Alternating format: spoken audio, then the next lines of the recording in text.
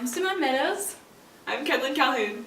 I'm Maggie Elmore. I'm Elise Payton. I'm Sam Acosta. I'm Sarah Benson. I'm Abigail Henriksen. And we are the seniors! Yeah. This is the original squad. Yes, Yeah. we've been First- Hub for 4 years. First play. 4 We years. started it. Canterbury Tales. I think my favorite role to play was Mrs. Bennett, by far. Me too. I was just like, That was just a good year. That was great. a That great was year. the best play that we've done, I think. It was really fun. Definitely Elizabeth from Rain Ridges, for sure. I like Mrs. Bennett, but at the same time, I really like from Canterbury Tales, the old woman with like the huge hair. Guys, remember Sherlock Holmes? Watson was probably my favorite role that we did in high school, I think. It was pretty Yeah. nice. Probably the flower woman from Sherlock Holmes. Mine was Moriarty because it was so like Yeah. I never played an evil person, but it was fun. You did a good job, Yeah. really Yeah. good job. Thanks. It was really fun. My favorite role is probably the one I'm playing now, Queen Titania. Yes. So, I don't know, but I love being Jane Austen. I would say take advantage of having all 4 grades here and like make Yeah. friends with everyone because it's really fun. That no matter what role you get, it's always fun. Yeah.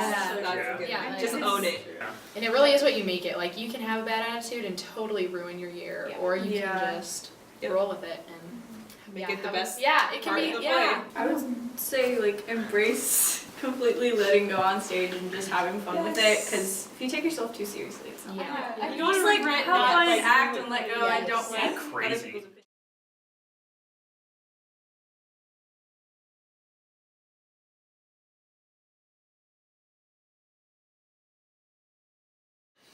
We hope you'll cry as much as we do. Which, believe me, will be a lot As we prepare to take our final bows. for our final performance. We thank you for your continuing support for our love of the theater. And we hope you enjoy our show. One last time. Peace. Guys, everything in me to not.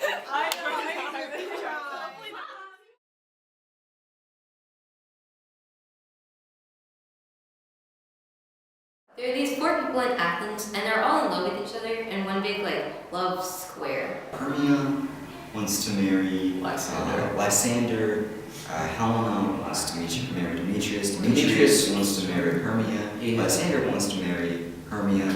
But then everything is confused with like Super magic dust. magic dust. So to escape the law, they all, like, run away through the woods, like, really dramatically, and they all, like, kind of interact, but while they're there are these fairies, and they cause, like, a lot of problems. One of them like wants to steal a baby from his wife. And so the fairies kind of interfere with all, like, this love with, like, their magic flower of love. They put it on like their eyes while they're sleeping, and they fall in love with each other. It's like this big, huge mess of like characters in love with each other when they shouldn't be. And like, Also, in like the other side of the forest, the fairy king puts on the eyes of his like wife, and so she falls in love with this dude with the head of a donkey. Also, there's a play, like in Yes. the play, which is cool. We're in it. And then at the very end, don't spoil it. It's like a Matrix style dream within a dream. Inception. Inception, yes. Everything ends happily though because everyone gets married. Hooray! Basically, that's like the plot, and then the end is what you find out. So.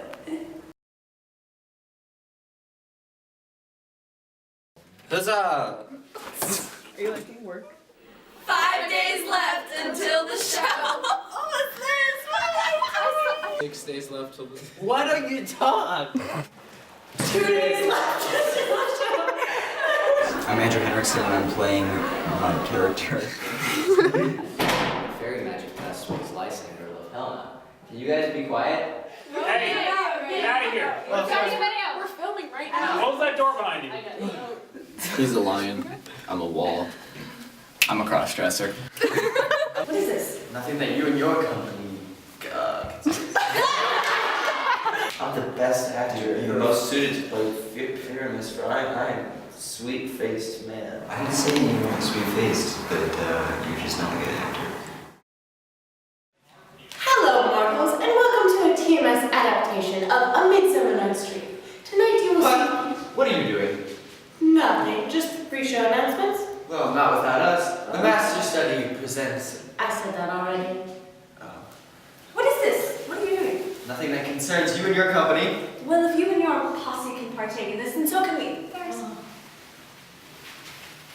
Please silence your cell phones and your younglings. Feel free to laugh and clap. Please enjoy our costumes. Remember, your exits are to your right, to your left, and behind you. If ever the dream becomes too much for you.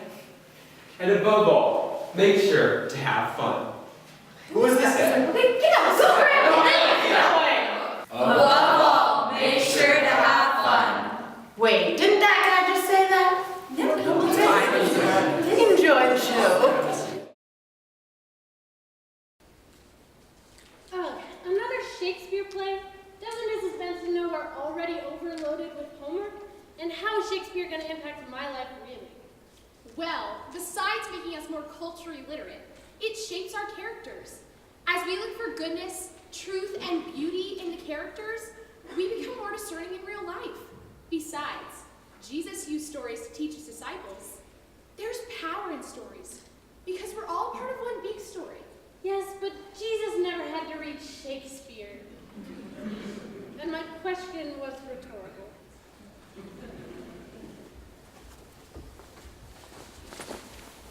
Now, fair Hippolyta, our nuptial hour draws near.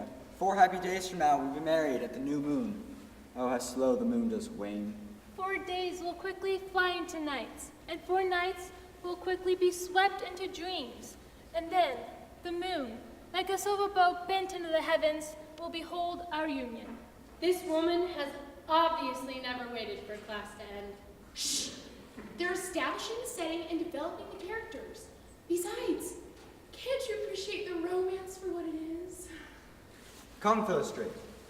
Go stir up the young people in Athens. Let them celebrate and fill their spirits with mirth. I want no sadness intruding on our festivities. Yes, my lord. Banners will encircle the streets, candles lit throughout the hours, and music will echo through the land so that Pan himself might join in. Hippolyta, I may have wounded with my sword, but I will wed thee in another key. With pomp, with triumph and festivities. Long live Theseus, our renowned duke. Thanks, good Aegeus. What is the news with thee? I come full of vexation and with complaint against my only child, my daughter Hermia. Now step forward, Demetrius. My noble lord, this young man has my consent to marry my daughter. Now step forward, Lysander. My gracious duke, this man has bewitched my child. He has spoken to her in poems, and they have exchanged gifts of love. In the moonlight, he has serenaded her with songs feigning love, and thus has turned her obedience, which is due to me, to stubborn harshness. If she will not consent to marry Demetrius right now, I ask that you allow me to exercise my father's right, as decreed in Athens, because she belongs to me, as the law says. I can demand her marriage to Demetrius, or have her killed. Pardon me, Sir Duke. It's beyond your years. May you indeed live long. Oh, Duke, don't allow her to kill my child. Aegeus has quite the flair for the dramatic. Don't you think Lysander's actions are romantic? He has been above reproach. Please know my husband and I are at odds in this matter. Dear woman, do not think me hard at heart. Lysander may be romantic and is certainly a good fellow, but a husband and father's word should guide us home. What would you say to this, Hermia? Be advised, fair maid, you should revere your father. Demetrius is a worthy gentleman. But so is Lysander. In himself he is, but in this kind of thing you should heed your father's voice. The other must be held worthier. I wish my father could see them with my eyes. Rather, you must see them as your father does. Men, they know nothing of the heart. Our mother's desire for her children to be happy. Lysander would make Hermia happy, and grandbabies would make me happy. I do entreat your grace to pardon me. I know not by what power I am made bold, nor how it may affect others' view of my modesty to plead my thoughts within the court, but I beseech your grace. Tell me the worst thing that will happen to me if I refuse to marry Demetrius. Well said, my child. Yes, Duke, what would be the consequence? Well, you'd either be killed or quit the society of men forever. What? When you said you were ready to have her killed, I thought you were speaking in hyperbole. The two options include losing my child or never having grandchildren. Do you really want to destroy your only chance of having a legacy? I'll never speak to you again. I am sorry, madam. If I do not support the men in my country as they run their homes, how can I expect them to support me as I run the kingdom? Therefore, fair Hermia, question your desires. Consider how young you are and examine your feelings. Then decide if you can live the life of a nun, wearing a priestess's habit, caged within the walls of the cloister, living your entire life without a husband or child, and instead chanting faint hymns to the cold, fruitless moon. Thrice blessed are those who master the passions, and though a priestess will be rewarded in heaven, most women are happier when married on earth. A married woman is like a rose who is picked and made into a beautiful perfume, but an unmarried woman often withers at the stem. So will I grow, so live, so die, my lord. I cannot give myself to someone I do not love. At least you will have the chance to live, my dear. Aegeus, you may have accomplished your will, but you will not enjoy the home in which you live. I dear, the corner of our roof will be the most inviting place in our home. Take time to pause, and by the time of the next new moon, when Hippolyta and I are to be married, be prepared to do as your father commands, or wed Demetrius as your father wishes, or live the rest of your life in the cloister. But Demetrius has her father's love. Why doesn't he marry him and let me have Hermia? Scornful, Lysander. True, Demetrius does have my love, and what is mine shall be his.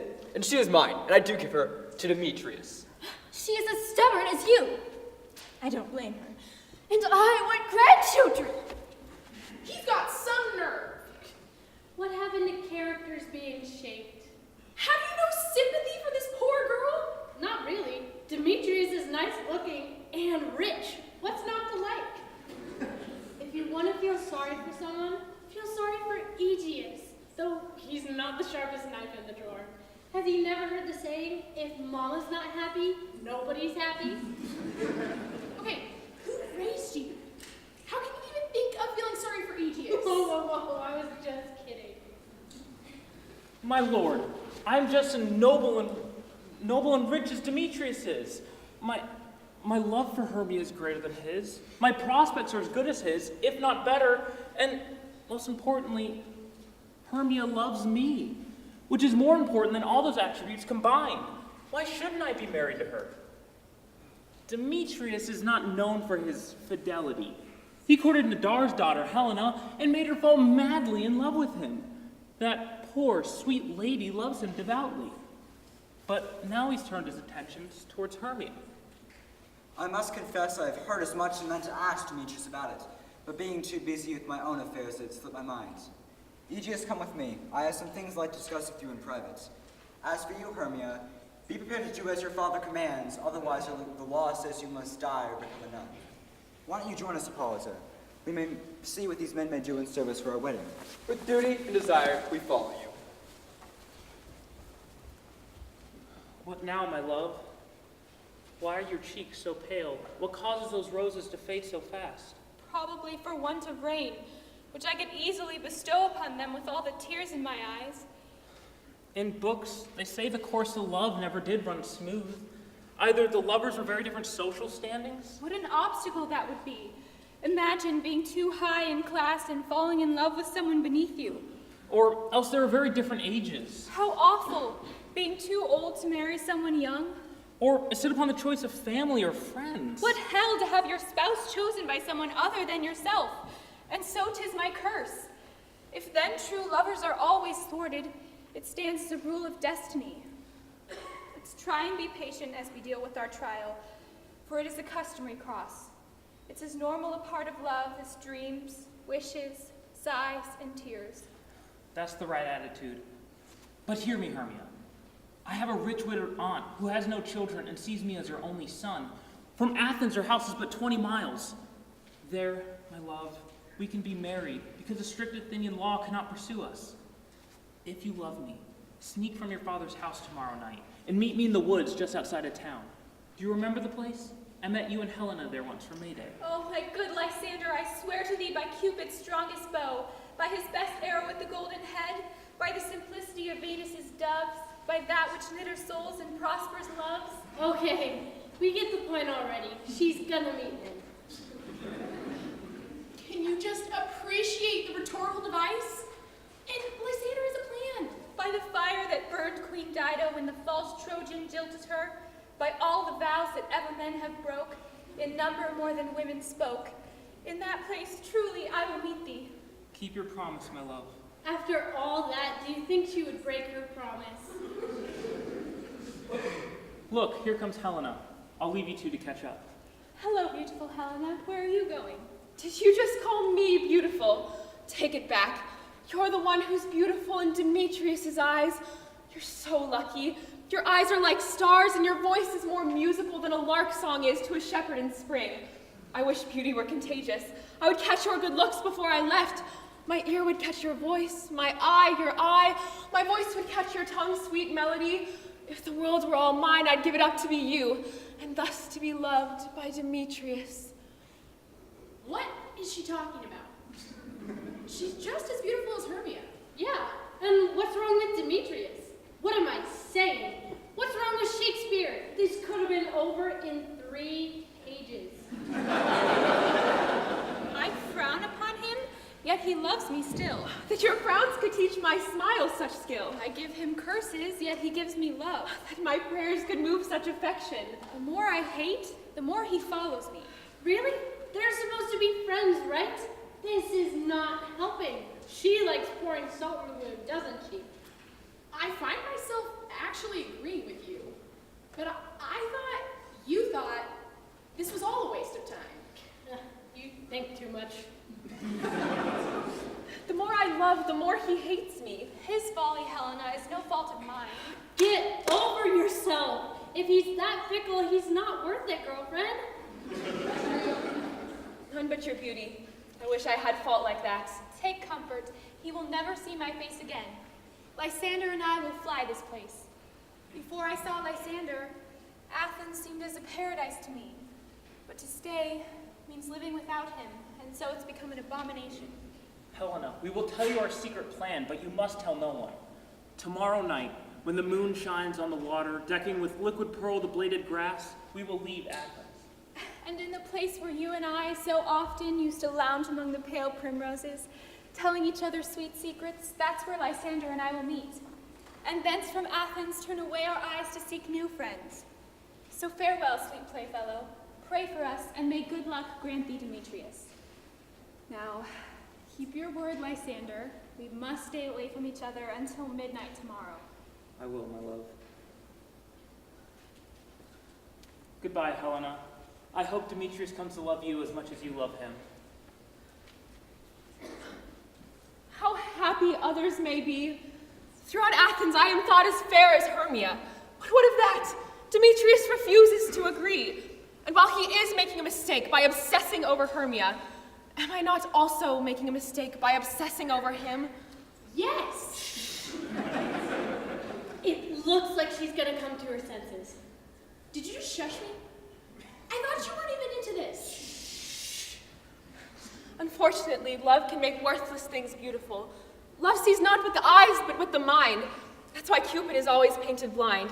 Because he has wings but cannot see, he tends to be reckless and hasty and breaks his promises. Before Demetrius ever laid eyes on Hermia, he showered me with promises and swore he would be mine forever. But once his heart was stirred by another, all of those promises melted away. I know. I'll tell him of Hermia's flight, and then, to the woods, he will follow them tomorrow night. And for this intelligence, he will be grateful to me. It will be worth my pain in helping my love.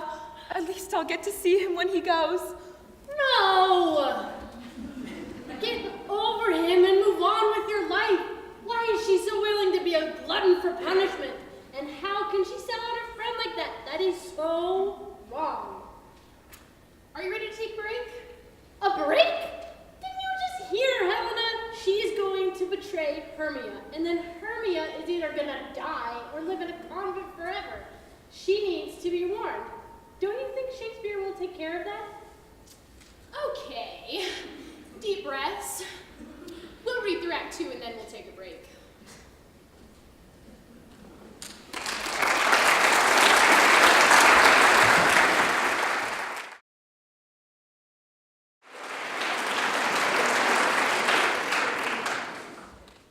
Is everybody here?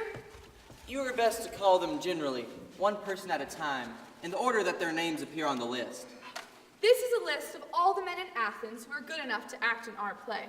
Our masterpiece of a play will be performed for the Duke and Duchess on the night of their wedding. First, good Patricia Quince, state what the play is about. Then, call forth the names of the actors, and then be silent. Our play is the most lamentable comedy and cruel death of Pyramus and Thisbe. I'm confused. How can death be comical? I don't think these guys quite get it. I have a few concerns here. A very good piece of work, I assure you, and quite funny. Now, good Patricia Quince, call forth the names of the actors. Nick Bottom, the Weaver. Here, tell me what part I am to play, and then proceed. Bottom, you are to play the role of Pyramus. What is Pyramus? A lover or a tyrant? A lover who most gallantly kills himself for love. That will require some tears in the performance of it. If I do it, let the audience look to their eyes. I'll move storms. I'll wail and moan very believably. But, to tell the truth, I am better suited for a vicious tyrant. Or, perhaps you want a valiant hero. I could do a great job with Hercules, or really any part that requires raving and ranting. I can rant and rave really well. Listen. Oh, the raging rocks and shivering shocks shall break the locks of prison gates. And Phoebus' car shall shine from far, and make and mar the foolish fates. Thank you. Now, good Patricia Quince, call forth the rest of the actors. By the way, my performance there was of Hercules, but in the tyrant style. A lover would be weepier, of course. Oh my gosh. That was acting? A failed attempt at it, yes. Francis Flute, the bellows mender. Here, Patricia Quince. Flute, you are to play the role of Thisbe. What is Thisbe? A wandering knight? Well, no, it is the lady that Pyramus loves. No! Be serious. Let me not play a woman. I have a beard coming.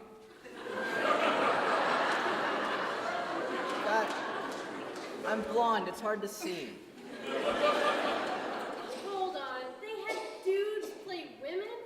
It was a custom of the time. It is of no matter, for you may wear a mask and you can speak as high pitch as you would like. Well, if I can wear a mask, let me play this frisbee. First, I'll be Pyramus. Frisbee, my love. And then I'll cry out in falsetto. Ah, Pyramus! It is I, your dear Frisbee and lover! It's Thisbe. And you will play Pyramus and Flute, you Thisbe, all right? All right. Proceed. Robin Starveling, the tailor. Here, Patricia Quince. Starveling, you will play the role of Thisbe's mother. Tom Snout. Here, Patricia. Snout, you will play Pyramus' father. I will play Pyramus' mother. And Snug the Joiner, you the lion's part. And I hope the play is now well cast. Do you have the lion's part? And if so, please give it to me, for I am slow of study. I'd say they're all pretty slow of study. It is of no matter. You may improvise the whole thing, for it is just roaring. Well, if it is nothing but roaring, let me play the lion, too. I'll be an inspiration to all who hear me. In fact, when the Duke hears me roar, he'll say, "Let him roar again! Let him roar again!" No. If you roar too ferociously, then you would scare the Duchess and all the other ladies. And then they would scream. And then they would hang us all. Hold it! I grant you, friends, if we were to frighten the ladies out of their wits, well, they would have no choice but to hang us. But I will soften my voice so that I may roar like a baby dove. I will roar like a sweet, peaceful nightingale. Roar! No. Bottom, you may play no other role but Pyramus. For Pyramus is a sweet-faced man. the most gentlemanlike, handsome man you may see on a summer's night. Therefore, you are the only one who can play Pyramus. Well, then I undertake it. What kind of beard should I wear for the part? Whatever you would like. I will play the part wearing either your red beard, your yellow beard, your orange tawny beard, or maybe your beard that is the color of the French coin. I have a beard. Gentlemen and lady, here are your scripts, and I entreat you, request of you, and beg you to have them memorized by tomorrow night. Then meet me in the Palace Wood, a mile outside of town. There we will rehearse. For if we practice in the city, the crowds would bother us and everyone would know the plot. In the meantime, I will make a list of all the props necessary. Make sure you show up. I pray you fail me not. We will be there, and we will rehearse most courageously. Work hard. Know your lines perfectly. At the Duke's Oak we will meet. Got it? Be there, or don't show your face again. Adieu. I'm questioning whether they can even read. Yes, well, I was questioning that about you before we started.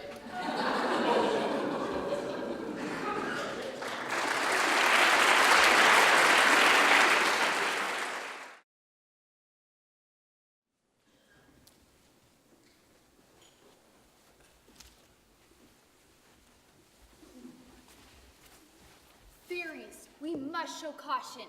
Even the trees listen to our discussions. In the enchanted woods. Watch our words, we should. But what worry really is there? I am more concerned about my hair. Peace, fairies, peace. Trees and springs, skies and saplings, acorns and roses, all one spring. No spring will there be as long as there's fighting. Our queen and her king seem to enjoy inviting insults to one another. Oh, when will the squabbling be over? The end is certainly not in sight. But then what fun can we fairies have by night or day? None. All is spoiled. The flowers all in the mire's blade. Mud threatens to suck us under, and rivers run rampant, spilling stones upon banks. Poor mortals have sore toes. Bruised and battered, thorns in my hair, mud everywhere. It splatters my dress and leaves me a mess. I'm ready for song and play, and wandering as we may in the delightful air without responsibility or care. Your hair and dress as lovely as ever, dear moth, and mustard seed, worry not, all will be well. But Peas Blossom, how might we coax our queen toward peace? How now, sprites? Oh, don't mind if I do. Okay, why are you always thinking about food? Why are you not? To where do you wander? Over hill and over dale, through the bush and through the briar, over park, over pale, through the flood and through the fire. We do wander everywhere, swifter than the moon's full sphere, and we serve the fairy queen to organize fairies near and far to tend her gardens and do her will. The cowslips are her bodyguards, in their gold coats spots you see. Those be rubies, fairies' gifts. In their freckles fragrance mist the air. And now we must go seek some dewdrops here and hang a pearl in each cowslip's ear. I'm confused. What's going on? They're taking care of different kinds of flowers for the fairy queen. Ew. I knew that. Farewell to you, mischievous sprite. We'll be gone. Our queen and her elves will be here anon. No doubt she is at the root of this discord between our king and queen. Hold there, fair ones. The king is reveling here tonight. Take heed the queen not come in his sight. For Oberon is wrathful because Queen Titania has stole a lovely baby boy from him. She never had so sweet a changeling and prefers the child to her Oberon. And jealous he would have the child for himself to accompany him on his wanderings through the wild forest. But she refuses to relinquish the boy and crowns him in flowers and makes him her joy. And now Oberon and Titania never meet, not in fountain clear, nor spangled starlit sheen. But they argue so passionately that all their servants fear and hide in acorn cups and refuse to start from there. Either I mistake your shape, or you are that naughty and mischievous spirit Robin Goodfellow, who goes by Puck. Are you not she who frightens the village maids, who skims the cream from the top of the milk, and frustrates the millers who work with the wheat? Aren't you the one who makes breathless the housewives? By making them churn and churn to keep their milk from turning to butter? Aren't you the one who keeps beer from foaming up as it should? Who leads night wanderers into the woods and laughs at their harm as though it is farce? But some call you Hobgoblin, and some Sweet Puck. You do the work for these and they have good luck? Are you not she? You speak right. I am that merry wanderer of the night. I jest to Oberon when I work to beguile the fat horse by neighing in the likeness of a filly foal. And sometimes I lurk at the bottom of an old woman's bowl, disguised as an apple. And when she takes a sip, I bob up against her lips and make her spill her drink all over herself. I'm the meanest ant, berating the young, sometimes mistakes me for her three-legged stool. And then I slip from the bum, and she is undone. And then everyone laughs and has some fun. Step aside, fairies. Here comes Oberon. Oh, and here's my mistress. I wish she were gone. How ill it is to see you, proud Titania. What? Jealous, Oberon? Fairies away. I've sworn never to be seen with him again. Tarry a moment, wife. Aren't you supposed to obey me, your lord and husband? If you are my lord and husband, why are you absent so much? Uh-oh, huh? You'd all better duck. As our volcano fills with hot gas as it prepares to blast, she's about to erupt! How can you speak thus? Your master is a brute. His wit is just sharp, and your mistress struggles to parry the blows. You strut boldly now. Let's just see who wins. It will be interesting to watch you lose. This isn't funny, Puck. We are ready for good luck. No more mess and no more fuss. Where's the fun in that? Now listen here, fairies. Your king and queen are speaking. Oh, I feel as if I hardly know you, for all your gallivanting around the world. You prefer adventure over the responsibilities of home, much like Odysseus, who 20 years did wander. Such has been whispered through the wood. Your eyes should be for me alone, and yet I know the only reason you left India when you did was to celebrate your warrior duke and his new love. You did not return to spend time with me, your queen. How can you, with a straight face, chastise me? You whose wanderings take you from wood to wood, through forest and dale. If I were to be here, how would I find you? You drift through the trees as a boat without rudder drifts through the seas. These pretenses must cease. Ever since the beginning of midsummer, my fairies and I have not been able to meet anywhere to dance in the wind, for being disturbed by you and your rantings. We have not been able to meet on hill or in valley, in forest or in meadow, by pebbly fountain or rushing stream, nor by the ocean roaring, but you interrupt us. And without our dance to calm nature's gifts, in revenge the winds have conjured fogs from the seas that fall down upon rivers. And the rivers, overflowed by the droplets above, crawl over their banks, causing flood upon flood. Thus, the work of the farmer and their oxen, too, has been accomplished in vain.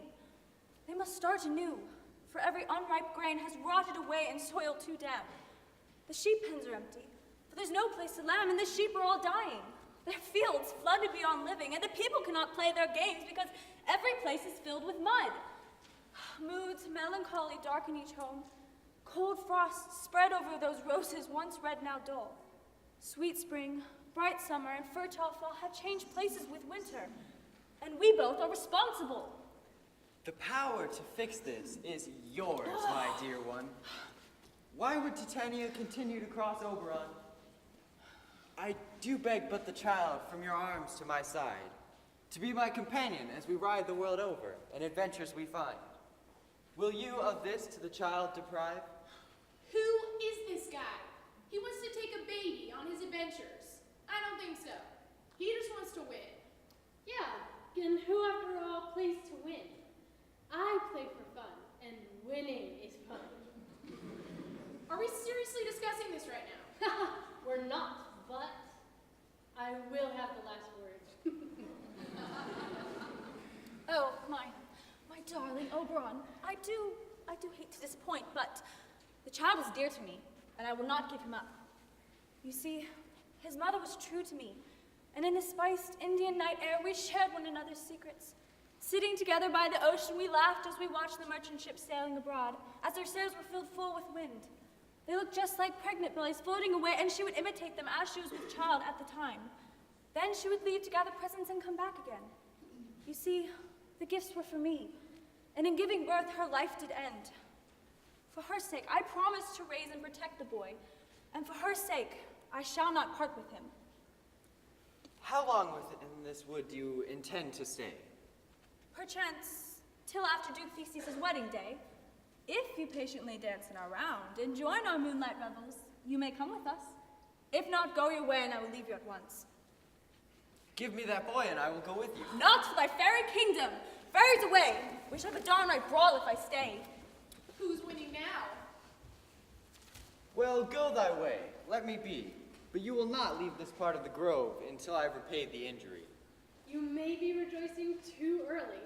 This is just getting started, and I can't wait to see what he has up his sleeve. My gentle Puck, come hither. You remember the time I was sitting on a cliff and heard a mermaid on a dolphin's back, singing so sweetly that the rude sea grew civil at her song, and certain stars shot madly from the heavens to hear the sea maid's music? I remember. Well, that very night I saw, between the cold moon and earth, Cupid, all armed. A certain aim he took at a woman sitting on a throne in the west. As he loosed his love shaft smartly from his bow, watery moonbeams quenched the arrow, and it landed instead upon a little western flower, before milk white, now purple with love's wound. The maidens call it love in idleness. Bring me this flower. I showed it to you once. The juice of it, when placed on sleeping eyelids, will make man or woman fall madly in love with the next living creature he or she sees. Quickly, fetch me this flower. You can count on me, sire. I will make it around the world in 40 minutes. Once I have this juice, I'll watch Titania when she is asleep and drop the nectar of it on her eyes. And the next living creature she sees, be it lion, bear, wolf, or bull, or busy ape, she shall pursue it with the soul of love. And before I provide the antidote, I'll make her give me that boy. Sire, what a joy it will be to get the boy we all do see. This is so not right. This is awesome.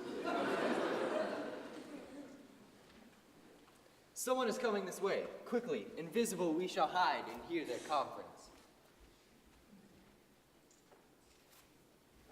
I do not love you. Therefore, stop pursuing me. Where is Lysander and fair Hermia? I will stop Lysander, but Hermia stops my heart. You told me that they had stolen into this wood, and I have gone crazy looking for Hermia. Go away and follow me no longer. You draw me to you as a cruel magnet, for my heart is as true as steel. Let go of your power to attract me, and I will follow you no further. Do I ask you to follow me? Do I speak kindly to you? Have I not told you in the clearest terms that I do not nor cannot love you? And even for that, I do love you more. Do not tempt the hatred of my spirit, for I am sick when I look upon thee. And I am sick when I look not on you. He is way too cruel. He's just telling it like it is. Some girls cannot take a hint. She's following him around like a lost puppy, but she should really have more respect for herself.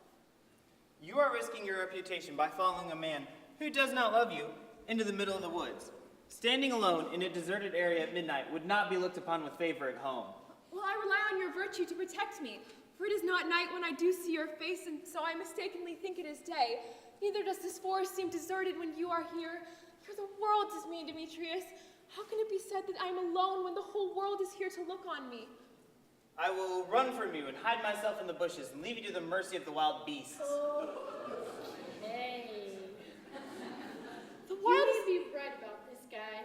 He's taking the I just want to be friends thing a little too far. A little? Mm-hmm. The wildest beast has more heart than you. Run when you will. The story will be told, and your reputation will be the one to suffer. I will not listen to this any longer. Leave me alone. If you follow me any longer into this wood, you best believe I will do you mischief. Shame on you, Demetrius. Your behavior is an insult to all women. We cannot fight for love as men can. We should be courted and pursued. Oh, we should not have to do the pursuing. That's right. I choose to follow him, regardless of the consequence. Seriously, over dramatic much?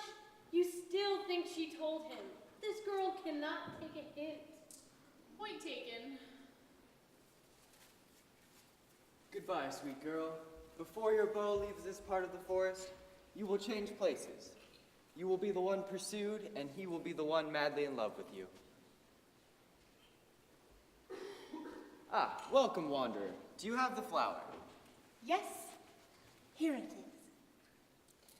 I know a bank where the wild thyme blooms, where oxlips and violets grow. It's covered with luscious honeysuckle as a canopy. There Titania sleeps, lulled in these flowers with dances and delights. Now that I have this flower, I'll anoint her eyes and make her love something she should despise. You take some of it too and look around this part of the wood. A sweet Athenian lady is in love with a disdainful youth. Anoint his eyes as well, but do it when the next thing he spies will be the lady. You will know this man by his Athenian garb. But be very careful.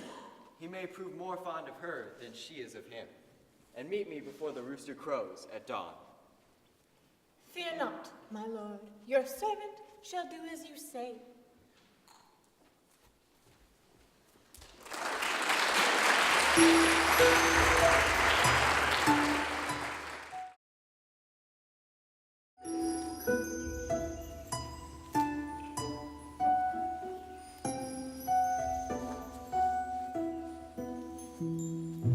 This humidity is ruining my hair, and my sparkles are hardly visible through this fog so wild. When will our fair queen and her husband reconcile? I have little doubt our friend Puck is behind their squabbles. She stirs the pot and enjoys the trouble. Could our queen not give up the man-child, though? Oberon would quit the discord if she did so. What? You will not have our queen bend at his will? He is a viper and wishes her ill! Be careful, Mustard Seed. Watch your words. He is our king too, and there's no telling what he would do if he heard you speak thus. Or if mischievous Puck heard you fuss. We must encourage peace soon. I know not how much more the earth can take. One or the other's will must break. Come, come, my fairies, dancing around and sing me a fairy song. Then off to your work. Some will kill the worms infesting small rosebuds, and some will fight the bats to retrieve their leathery wings to make small elf coats, and some will keep back the owls that nightly hoot and wander about us. Sing me now to sleep, and let your queen rest. You spotted snakes with double tongues, thorny hedgehogs be not seen. Newt and blindworm do no wrong. Come not near our fairy queen. Nightingale with melody, sing in our sweet lullaby. Lulla, lulla, lullaby. Never harm, nor spell, nor charm. Come near, our lovely lady, so good night with lullaby. Weaving spiders, come not here. Hence, you long-legged spinners, hence. Beetles black, approach not near. Worm nor snail, do no offense. Nightingale melodiously, Sing our sweet lullaby. lulla, lulla, lullaby. Lulla, lulla, lullaby. Never harm, nor spell, nor charm. Come near our lovely lady, so good night with lullaby. Let us go, now all is well, but let one stay and stand guard.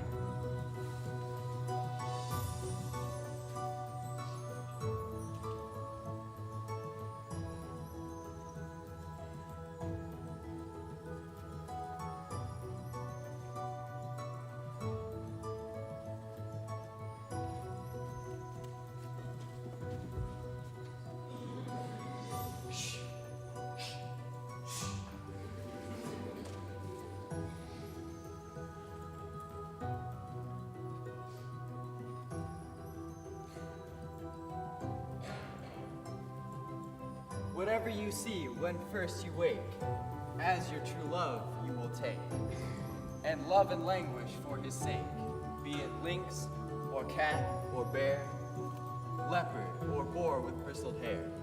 In thy eye it shall appear, when you wake as thy dear. Wake when some vile thing is near.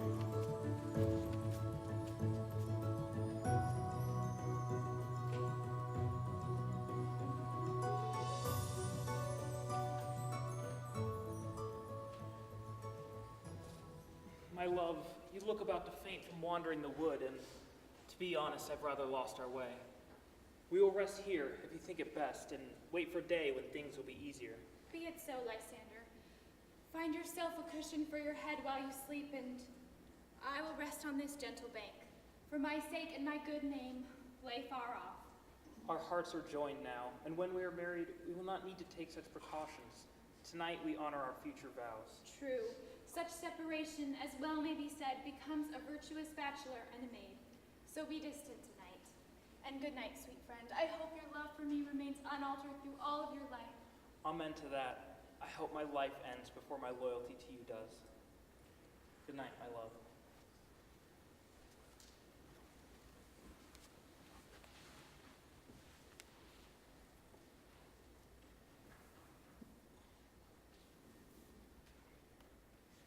I've been through the entire forest, but haven't found any Athenian man on whom to place this nectar.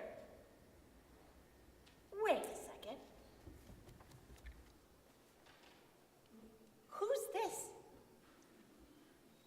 He's wearing Athenian garb. So this must be the man that rejected the poor Athenian girl. Oh, and here's the girl lying on the damp, dirty ground. Oh, pretty girl, you shouldn't lie so near this rude and heartless man. Stop! Oh, no.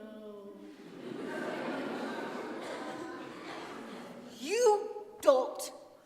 All the power of this magic now charms your eyes. When you wake, let love keep you from going back to sleep. Now wake when I am gone. Now I go to Oberon. Stop, Demetrius, stop! I charge you to leave. Stop following me around like this. What? Will you leave me alone in the dark? Do not do so! Stay here at your own risk. I go alone. I'm out of breath from this foolish chase. The more I pray, the worse it gets. Hermia is happy wherever she is, for she's been blessed with beautiful eyes. How is it that her eyes are so bright? Not from crying salty tears. If so, then my eyes would be far brighter than hers. No, I'm as ugly as a bear. For beasts that meet me run away for fear. It's no wonder that Demetrius flies from my presence as well. What deceitful mirror ever made me think I could compare with Hermia? But who is here? Lysander? On the ground? Dead or asleep? I see no blood, no wound. Lysander, if you live, good sir, wake up.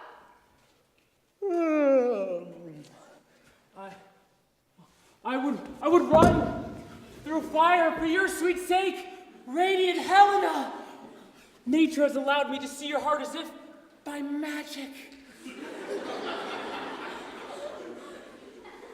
Well, where is Demetrius? Oh, how fit a word is that vile name that I would kill upon a sword! Do not say so, Lysander. Why do you care that he loves Hermia? Hermia's in love with you. Be content with that. Content with Hermia? No.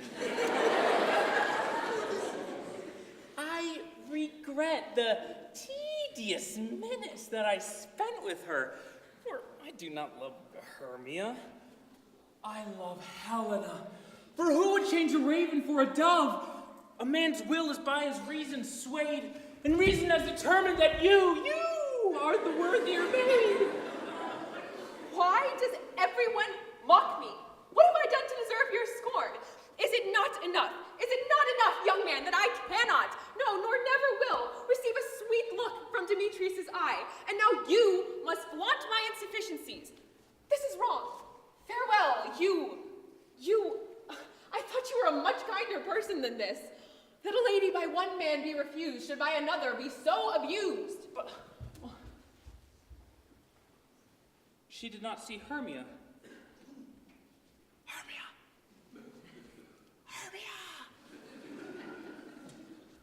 Keep sleeping! And do not come near me ever again!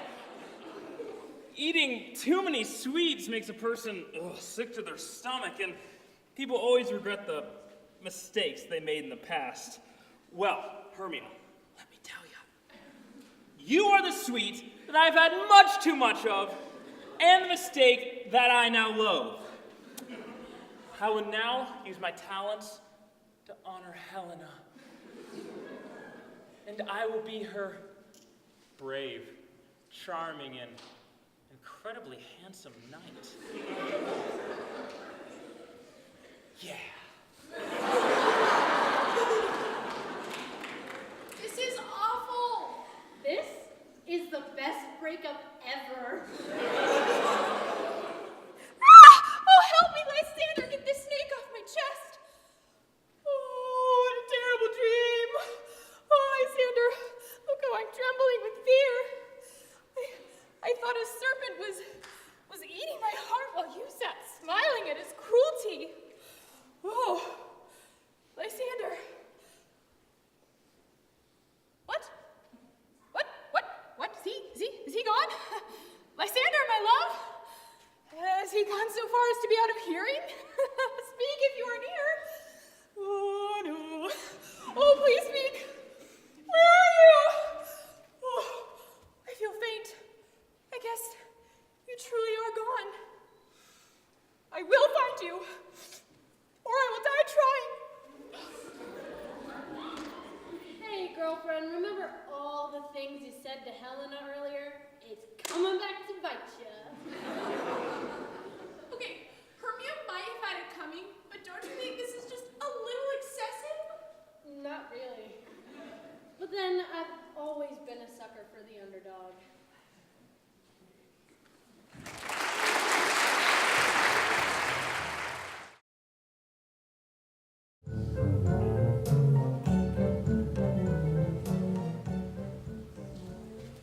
Are we all here? Yes, right on time. Oh, this is the perfect place to rehearse. This clearing will be our stage, that hawthorn bush our dressing room. Oh, we must practice just as though we were performing for the Duke and Duchess. Good, Patricia Quince. What is it, Jolly Bottom? Well, there are things in this comedy of Pyramus and Thisbe that will never please the audience. First, Pyramus must draw his sword and kill himself, and the ladies in the audience will not be able to stand it. What are we to do about that? That is a real problem. I believe we must leave the killing out when all is said and done. Not at all. I have a plan to make it work well. Write me a prologue, and let it say that we will do no harm with our swords. And to further comfort the ladies, let it say that I, Pyramus, am of course not really Pyramus, but am Nick the Weaver, and this will keep them from being afraid. All right, I will write such a prologue, but it will be written in alternating syllables of 8 and 6, just like a ballad. I don't know. Ballads are very last year. I've got it. Write it in 8 and 8. That's very in right now. Won't the ladies be afraid of a lion? I'm really worried about that. Yeah, me too. Well, masters, you ought to consider it. To bring in, God protect us, a lion among the ladies is a most dreadful thing. There's nothing more frightening than a lion. We would do well to remember that. Therefore, we need another prologue to explain that he's not actually a lion. Or we can have the actor's face show through his costume, and he should say something to the audience. Something to the effect of, ladies, dear ladies, I would request, I would entreat, I would beseech you to not be afraid, for I value your lives as highly as my own. and I am not truly a lion, but I am a man as other men. And then he should tell them plainly that he is Snug the Joiner. All right, that is what shall be done. Oh, but we still have two more issues. The first being, how are we to bring moonlight into the chamber? For Pyramus and Thisbe meet by moonlight. Will the moon be shining on the night of the play? Oh, we need a calendar. Look it up in the almanac. Who has the almanac? Do you have the almanac? You have the almanac. You have the almanac. The almanac. No. Yes, the moon will shine that night. Excellent. Then we can open one of the windows in the great hall, and moonlight will shine down upon our glorious performance. Yes, or else we will have to have someone come in carrying a lantern and a bundle of sticks, saying that he or she has come to disfigure or represent moonshine like the man in the moon. Oh, but we still have the other problem. How are we to bring a wall into the great hall? For Pyramus and Thisbe speak through a chink in the wall. We'll never be able to bring a wall into the palace. What do you think, Bottom? We'll have someone play the wall. They can be made up in plaster and clay to represent that they are the wall. And they can hold their hands just to show the chink through which Pyramus and Thisbe will whisper. Yes, then everything will be all right.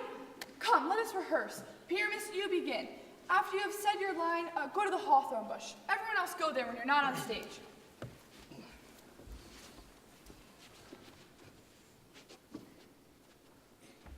Who are these bumpkins loitering so near to where the fairy queen is sleeping?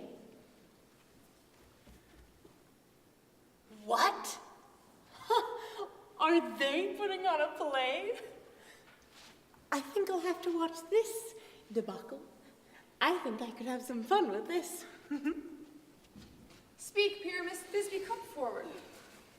Thisbe, the flowers with sweet, odious smells. Odors and smells are like your breath, dearest Thisbe dear. But hark, a voice. Stay here, I will be back.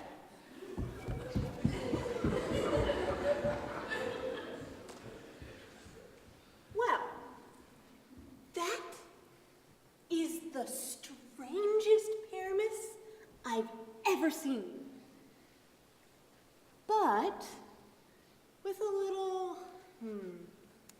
imagination, I bet I could make him stranger. More befitting his talents. Oh, is it my turn now? Yes, you're supposed to indicate that you understand that Pyramus has left, but that he will return. Okay. Most radiant Pyramus, lily white in hue, and the color of red rose still in the bush. A very lively young man, as reliable as a horse that never gets tired. I will meet thee, Pyramus, at Ninny's tomb. It's Nunu's tomb, and you must not say all of that at once. You're supposed to give a reply to Pyramus, but instead you said all your lines, cues and all. Pyramus, come back, you missed your cue. It's never gets tired.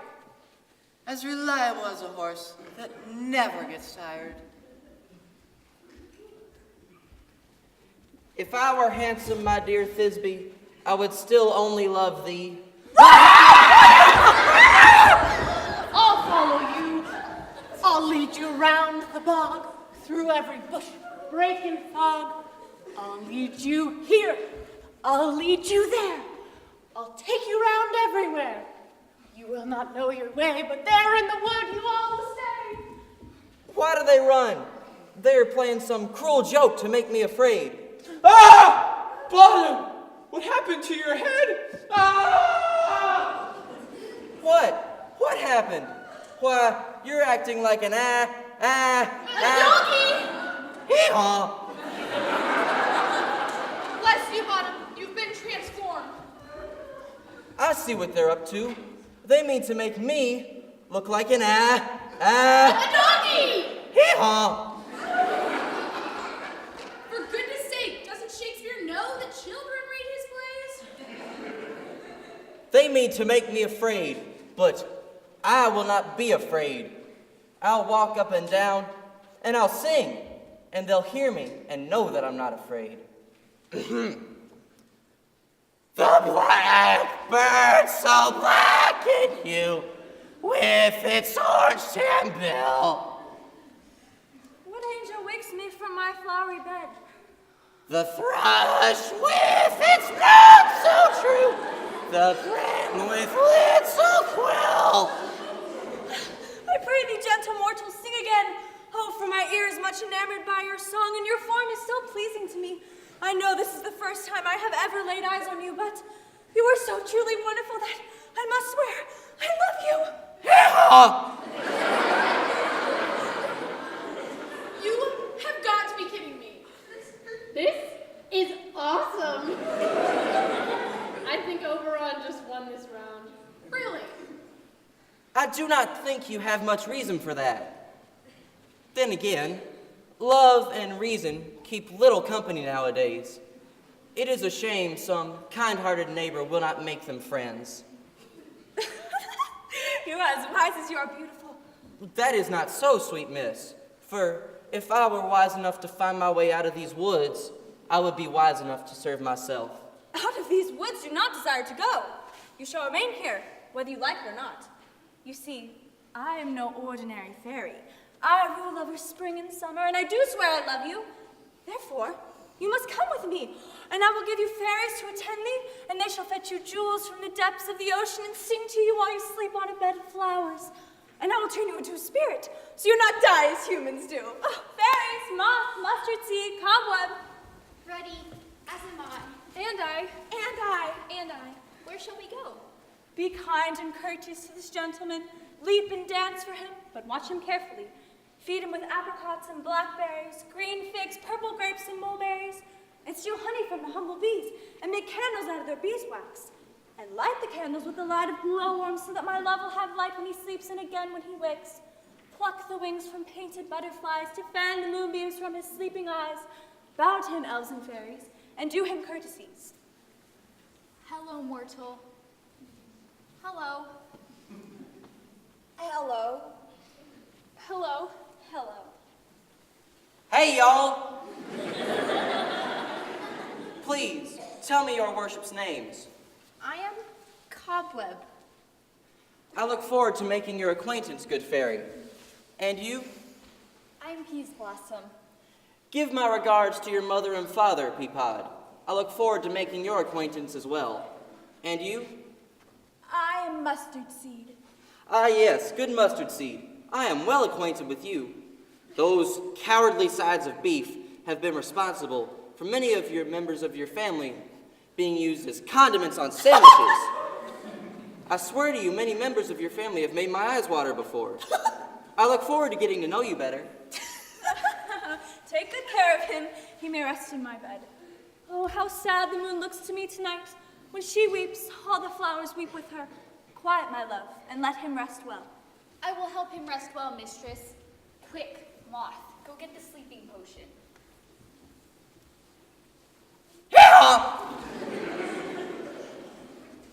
Here you go.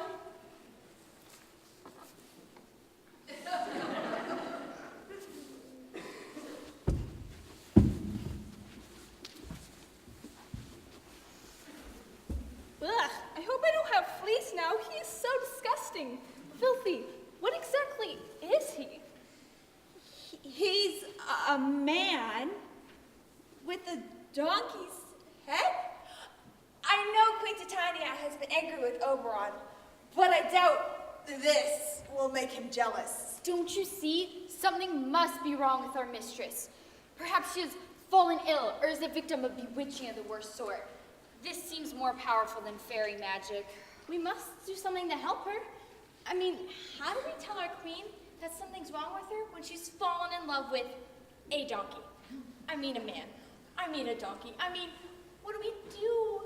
Well, I am certainly not going to touch him again. All the flowers in the world could not cover his stench. And he said mustard seed made his eyes water. Speaking of, do I look well? Do you think he contaminated me? Oh, Moth! Oh, dear Moth. I'm sure you could be contaminated. Tell me, are your knees shaky? Now that you mention it. Oh my goodness! Can you hop on one foot? Yes. Yes. You might be contaminated. Are your fingers shaky? Oh no, I think so. Oh no, oh no! Can you still fly? No!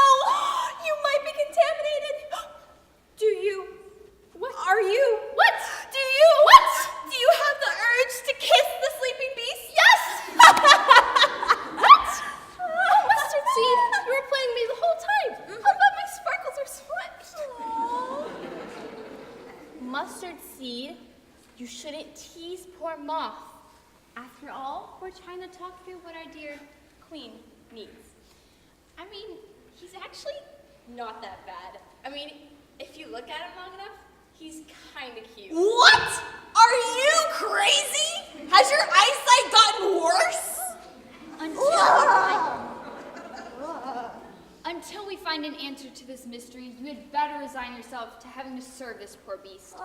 It's not his fault he has a donkey's head, smells bad, and snores. Perhaps he'll make up for these faults with his intelligence. I doubt that! Come, fairies, we need to put this to bed.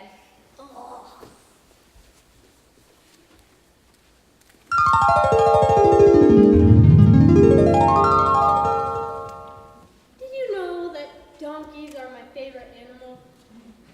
Why would a donkey be your favorite animal? Because for anyone who has seen Shrek, donkeys should be their favorite animal. Donkey! What are you doing in my swamp?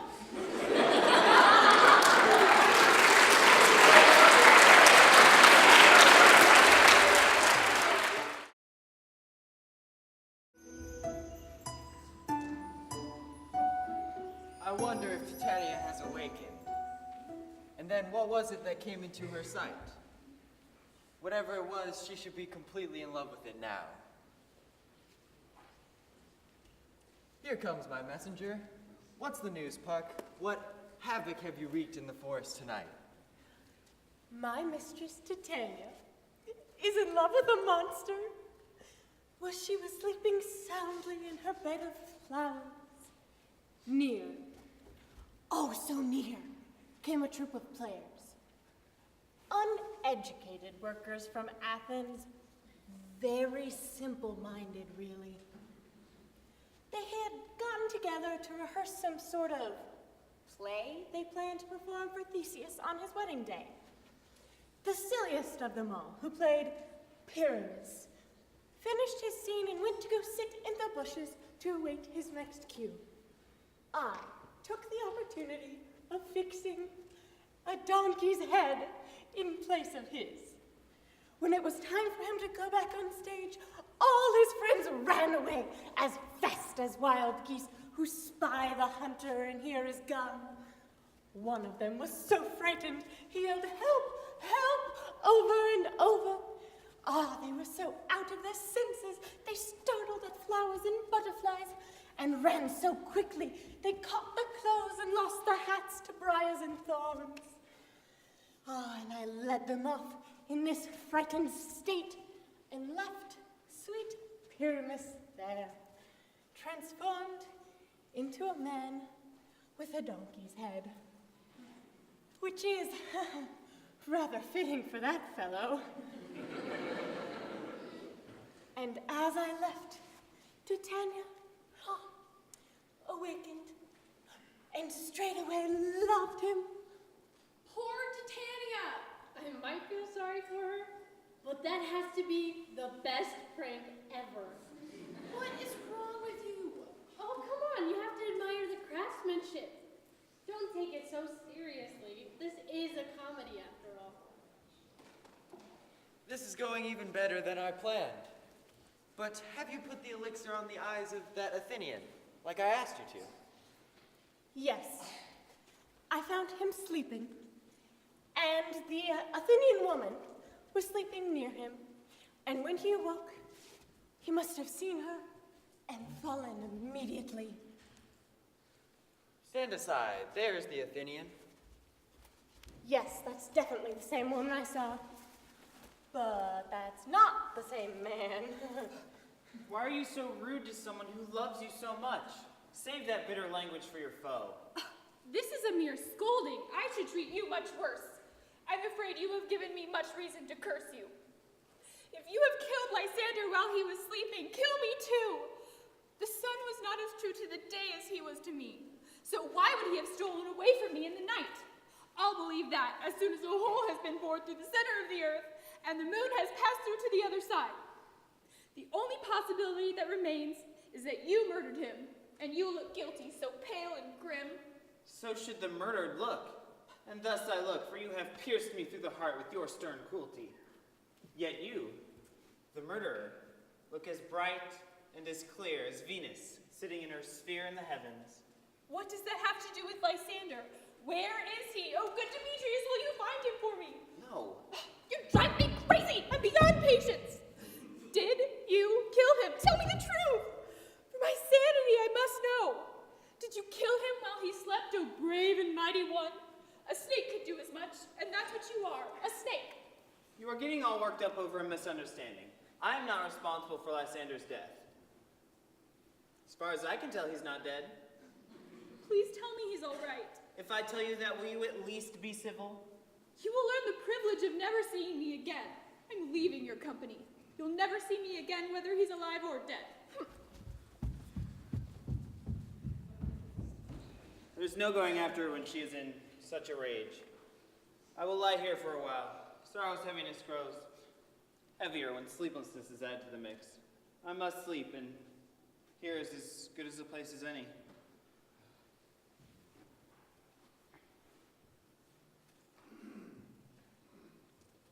What have you done? You have made a big mistake and put the love juice on someone who is actually in love. Because of you, someone's true love must be in love with another. Oh dear. Oh my. Oh me. My fault. Yes. But I promise I did not do this in jest. But you gotta admit, it's a little funny. Would have been an awesome prank. Search throughout the forest and find Helena of Athens. Her face is pale from being lovesick. Having sighed so much for love is unhealthy. And bring her here by some illusion, and I'll charm his eyes just before she appears. I go. Oh, look how I go. Swifter than an arrow from Cupid's bow.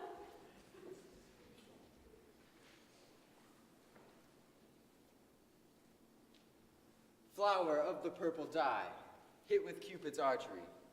Sink in apple of your eye. When your love she does espy, let her shine as gloriously as Venus of the sky.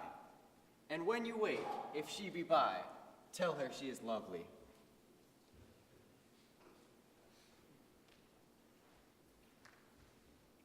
Captain of our fairy band, Helena is here at hand.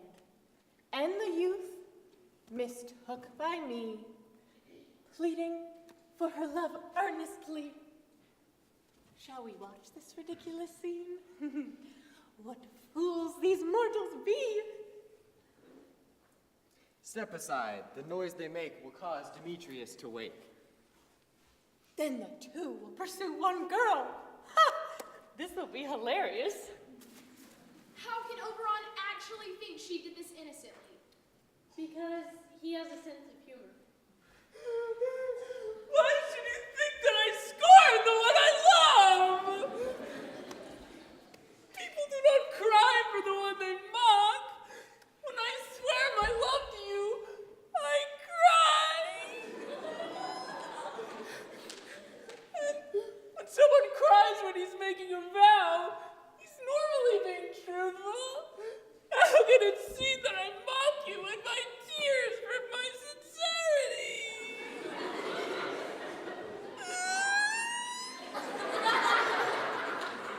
You certainly are tricky.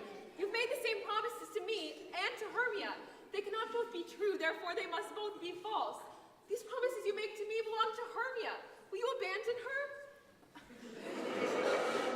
If you weigh the promises you've made to me against the ones you've made to Hermia, they would each weigh nothing. They are lies. I had no judgment when I swore my love to her. And you have no clear judgment now as you break those very promises. Demetrius loves Hermia. He does not love you. Oh, Helena. Oh, you guys, you nymph and pure divine. To what, my love, shall I compare your eyes? Crystal. No, crystal is but muddy compared to their beauties. Oh, how ripe and show are your lips. Those kissing cherries grow ever tempting. And mountain snow seems black as crow compared to the whiteness of your hand. Oh, let me kiss the princess of pure white, for I would be the happiest of men. Oh, spite! I see you are all bent on mocking me for your merriment. If you were civil and courteous, you would not injure me so. Can you leave your feelings of hate unaccompanied by mockery? If you were true, gentlemen, as you are in show, you would not abuse a gentle lady so. Weren't you just competing for Hermia's love? And now you're competing to see who can better embarrass me. No respectable person would offend an innocent just to have some fun. You are unkind, Demetrius. Be not so. For you love Hermia. This you know, I know. And with all my heart and with all my goodwill, I give up my claim on Hermia's love in exchange for Helena, who I love and will until the day that I die. Never did mockers go to such trouble to make fun of anyone. Lysander, keep Hermia. I certainly do not want her. If ever a love I had for her, it is gone. Now I will love Helena forever. Helena, it is not so. Do not disparage my character, for it would be to your own peril. Look, yonder comes the woman you love. Oh, it's hard to see clearly in the pitch black of night, but it's easier to hear well.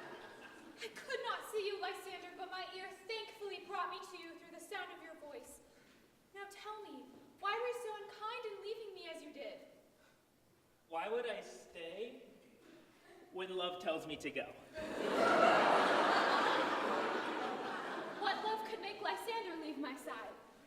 I had to hurry to my true love, Helena, who lights up the sky more than the fiery stars. Why are you looking for me again? Didn't you realize that I left because I hate you? You cannot mean what you say.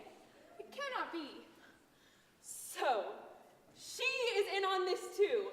Now I see all three of you have joined together to play this cruel trick on me. Have you joined with these men to bait me with this foul derision? Are all the hours we shared at play as children, all the hours we've spent together as sisters, is it all to be forgotten as a joke? I'm dumbfounded by your passionate words. I would never mock you, though it seems you scorn me. Haven't you sent Lysander to follow me and in jest to praise my eyes and face? And didn't you convince your other love, Demetrius, to call me goddess, nymph, divine, and rare, though he had spent so long speaking hatefully to me? Why would he speak such words of affection to the one he hates? And why does Lysander deny your love, offering me such affection? Surely you've put them up to this. In truth, you should pity me, not set me up in such a mockery. I should have never followed you all into the woods. It was foolish of me to do so. I'm leaving. No, stay, gentle Helena. Please, my life, my soul, my love. That's rich. Lysander, do not tease her like that. If Hermia cannot make you stop insulting Helena, I will make you through force. Your threats are no stronger than Hermia's whining. Helena, I love you. By my life I do. I swear by that which I have to lose, my very life, that I love you. I swear I love you more than he does. If that is so, then you will prove it to me in a duel. You're on. Let's do this.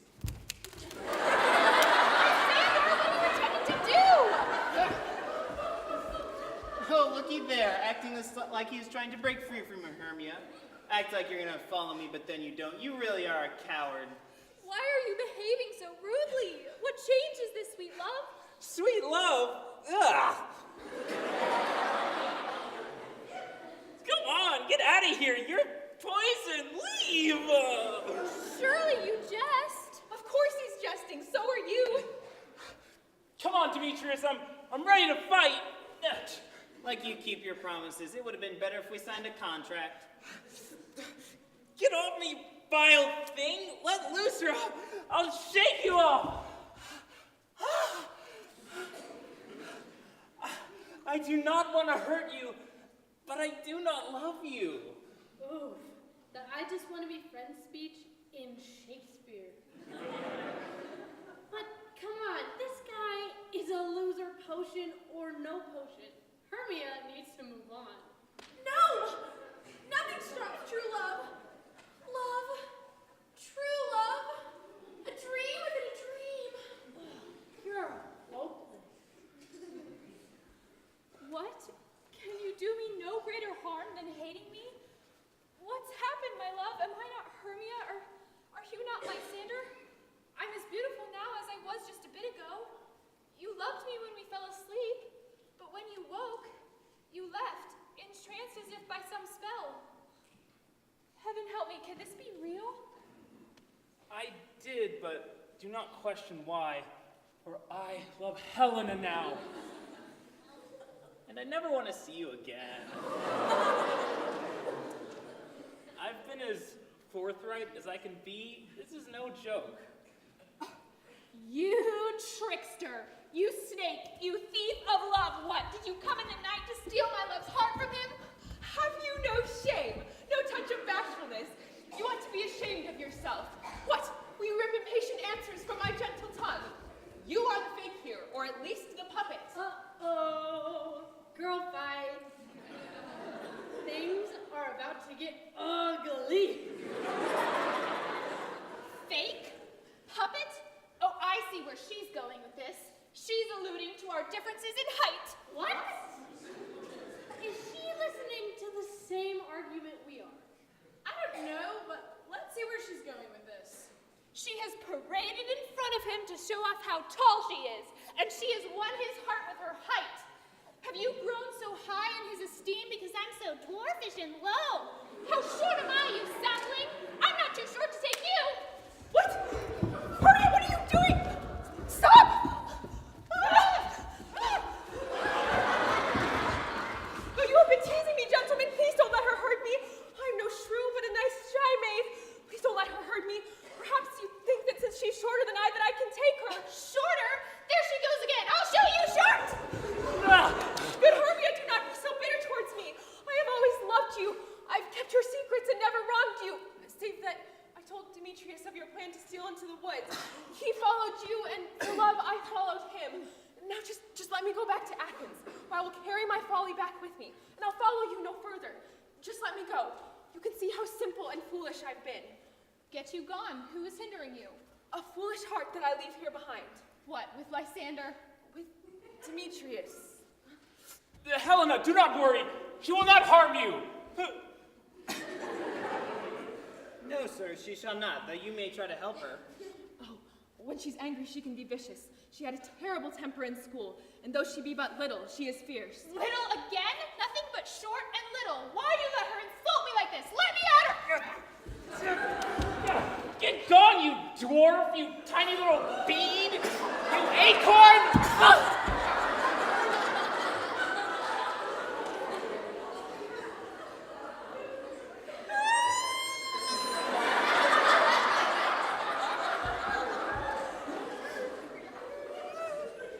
You are doing too much to defend a woman who wants nothing to do with you. Leave Helena alone and do not try to take her side again. Stop treating Hermia so badly. If you continue to treat her like this, you will pay for it. Well, Hermia's not holding on to me anymore. Follow me, if you will, and we'll finish this like men. I'm sorry, did you say follow? No. We will walk side by side all the way. Okay, then. All of this fighting is your fault. Stay where you are. I do not trust you. I can no longer stay in your cursed company. You may be a better fighter than I am, but my legs are longer and I can run faster. I am amazed and know not what to say.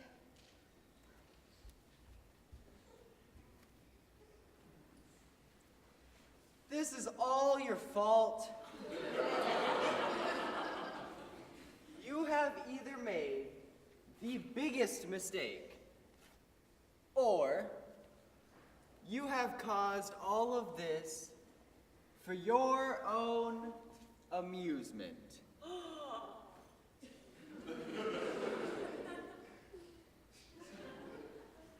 As much fun as this was to watch, believe me, O King of Shadows, I made a mistake.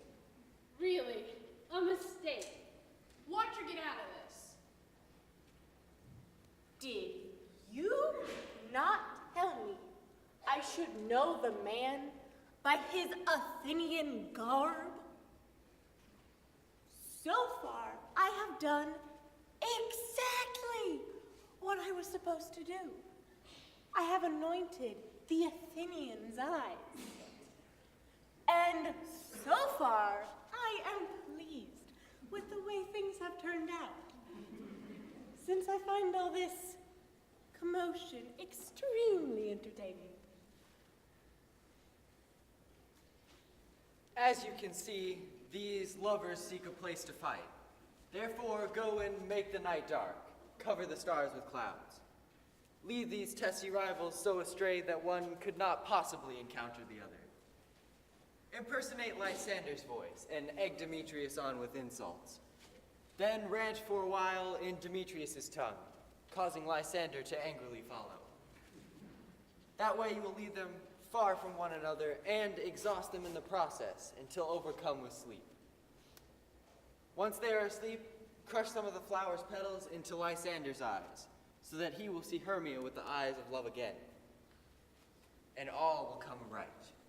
And once they awake, all this derision will seem like a dream and fruitless vision. And back to Athens the lovers shall go and be united in matrimony. And while you are employed on this endeavor, I will go to my fairy queen and beg her for that boy. And then I will release her from the spell that makes her love the monster. And all things will be at peace. My fairy lord, this must be done in haste, for the night is quickly fading, and the morning star is shining, warning that dawn is on the rise. I do love the morning. I often wander the forest groves until the eastern gate, all fiery red, opening on the horizon, turns yellow gold in the salt green streams. But notwithstanding, hurry, make no delay. We have work to do before daybreak.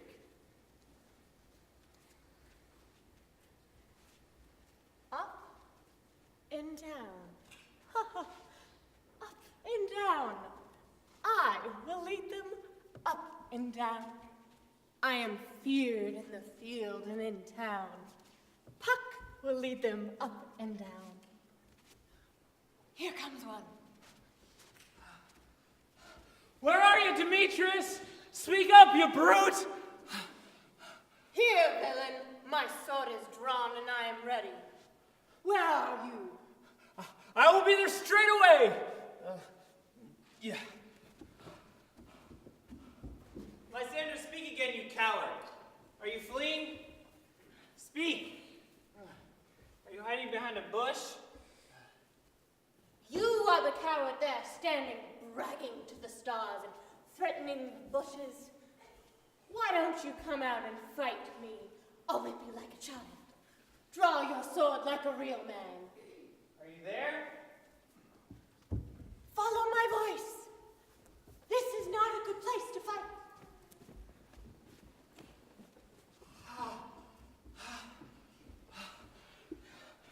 He goes before me and still he dares me on.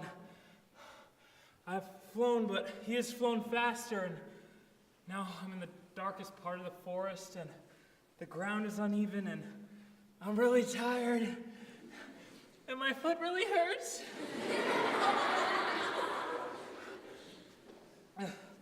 I will rest here and wait for day, and then I will be able to find Demetrius, and I'll have my revenge. Yeah, sounds good.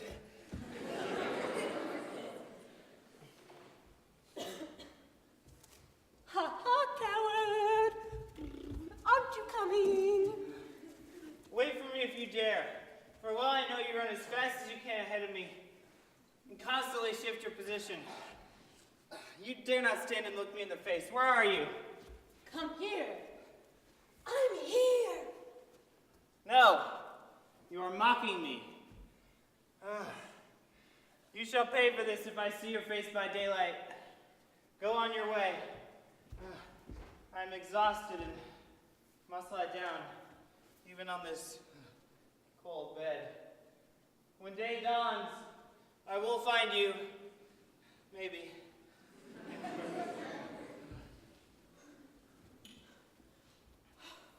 Oh, weary night, long and tedious night. I wish it would end. Shine light from the east so that I may return to Athens, away from this company that detests me. I'm so tired. I'll lay down and escape my sorrow for a short time.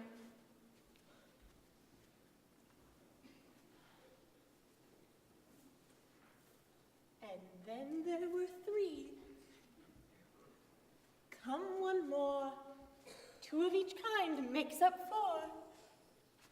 Ah, here she comes, feeling cursed and sad. Cupid is a knavish lad who makes poor females oh so mad. I have never been so weary or so full of woe. I'm wet with dew and torn by briars. I can go no further. My legs cannot keep pace with my desires. Here I will rest until the break of day. I hope Lysander is safe.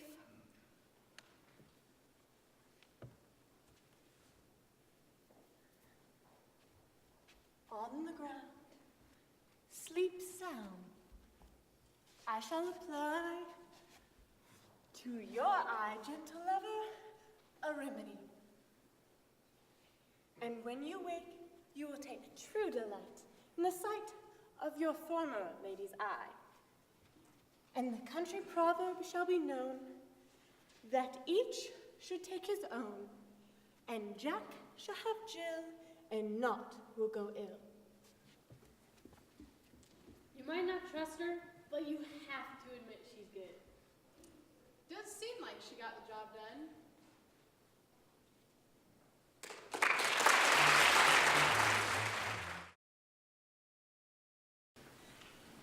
Okay, so let's review what's happened so far. We don't know what Mrs. Benson is going to quiz us on. Okay, well first, Lysander and Hermia fell in love. No. First, Aegeus tried to force Helena. He tried to force Hermia to marry Demetrius. But then, I don't even know. Next, Titania talked about floating pregnant bellies. No. You're missing the point. Titania made Oberon angry, so he bewitched her to fall in love with a beast. Well then, Lysander and Hermia escaped Athens. Yes, but Demetrius knew about their plan because Helena told him. Ugh, and then Puck messed everything up. Yeah, and now they're all asleep and Puck is supposed to fix it? Oh yeah, smart move, Oberon. Leave it up to trustworthy Puck to fix everything. Well, it looks like she might have fixed it. Well, we'll see. Come, sit upon this flower bed while I caress those lovable cheeks and stick roses in that sleek, smooth head and kiss those large ears, my gentle darling. Where is Peas Blossom? Here, my lord. Scratch my head, dear Peas Blossom. Where is Mademoiselle Cobweb? At your elbow, sir. Mademoiselle, good mademoiselle, draw your weapons and kill for me a red-striped bumblebee. And, good mademoiselle, bring me the honey bag, and take care not to let it break, for I would hate to see you drowned in honey. Where is Mademoiselle Mustard Seed? Oh, here I am. Please, stop bowing, good lady. Oh, what as you will. Nothing but to help Peas Blossom scratch my head. It has been far too long since I have been to the barber, and I have become too hairy about the face. And I am so sensitive that if I tickle even a little bit, I must scratch. Would you like some music, my sweet love? I have great taste in music, Let's hear some triangles and sticks. Or perchance, is there anything you'd like to eat? Truly a peck of grass, or I could munch on some oats. Or maybe some hay. There's nothing better than strong, sweet-smelling hay. I have an adventurous fairy that shall seek the squirrel's hoard and fetch you a few nuts. I had rather have a handful of dried peas, but do not trouble your people for me. I am so tired. I need a nap. Oh, well then you may rest, my love, and I will hold you in my arms. Fairies to your errands. Oh, I love you. How I love to dote upon you.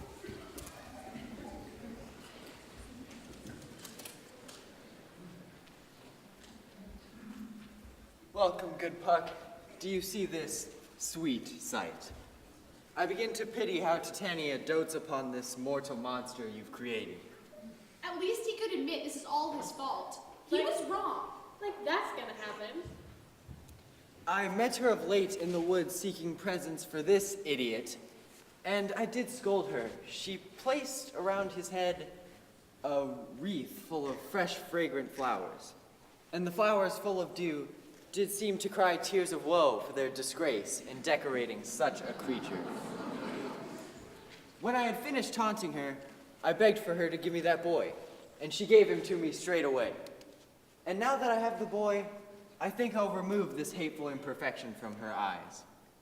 And my gentle Puck, please transform this head off of this Athenian, so that he wakes when the others do, and all may go back to Athens, and remember the events of tonight as a very unpleasant dream.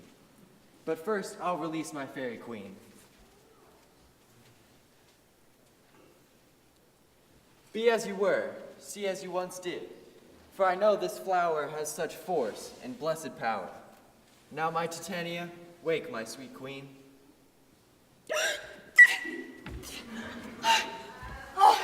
Oh, my Oberon, oh, what visions I have seen. I thought I was in love with A donkey! There lies your love.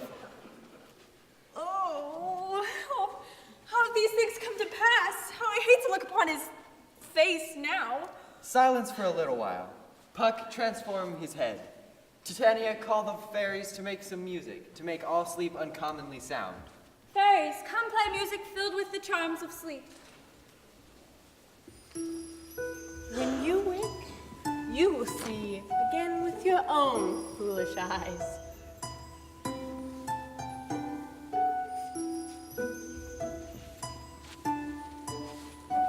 Come, my queen, take my hands and rock the ground whereon these sleepers be. Now you and I are amiable again, and we'll dance tomorrow in Duke Theseus' house, and bless his marriage and prosperity.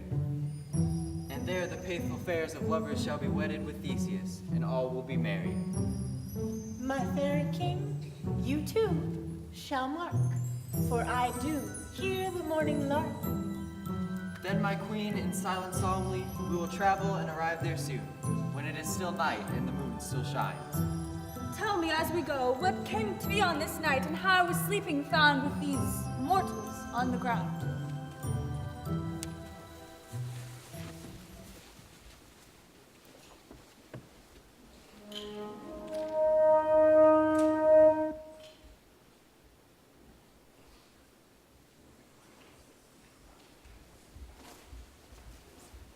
Go, one of you.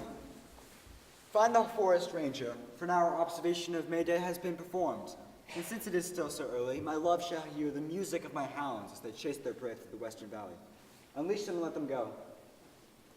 My beautiful queen, we will go up to the mountain's top and listen to the hounds' cacophony of sound echo through the hills. I was with Hercules and Cadmus once when in the forest of Crete, as their Spartan hounds cornered a bear. Never have I heard such impressive barking before. The skies, the fountains, every region near, all seemed one mutual cry. I never heard so musical discord, such sweet thunder. My hounds are bred from the Spartan kind. They have the same shape of mouth and sandy-colored fur, and their ears hang low enough to sweep the morning dew from the grass. They're slow in pursuit, but their barks ring like the bells. In Crete, in Thessaly, nor in Sparta have heard tunes like theirs. Hold. What is this before my eyes? Who are these people?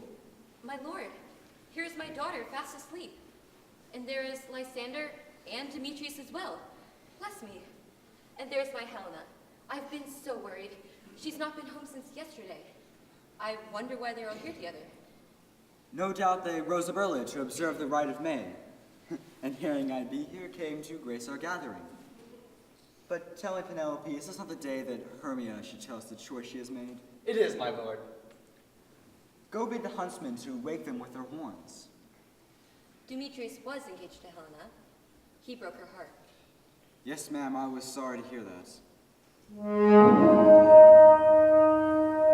Good morning, my friends. St. Valentine's Day is long past. What are you lovebirds up to? Pardon, my lord. Oh, please stand, all of you. I know you two are rival enemies. Has the world become so peaceful and gentle that discord and jealousy have been set aside, and enemies trust one another to sleep side by side? My lord, I'm still a little confused since I'm both half asleep and half awake. But as I want to be truthful, I believe I came here with Hermia. Our intent was to escape the Athenian law. Enough, my lord. You've seen the evidence. I insist punishment to the fullest extent of the law. They would have run away, depriving Demetrius of his wife and me of my consent. He had a wife promised to him earlier, Aegeus. My lord, fair Helena told me of their plan to escape into this forest, and I, in fury, followed them, and lovely Helena, being so in love, followed me. And my lord, I know not by what power, but by some power, my love for Hermia has melted, as the snow does, and seems to me as a childish memory. And to Helena I was betrothed before I fell infatuated with Hermia. But like a man who is sick, once despises the food he once loved, I despised Helena for a time. But as in health, I've come back to my natural taste, and do wish for Helena to be my wife forever. Can it be? Grandchildren!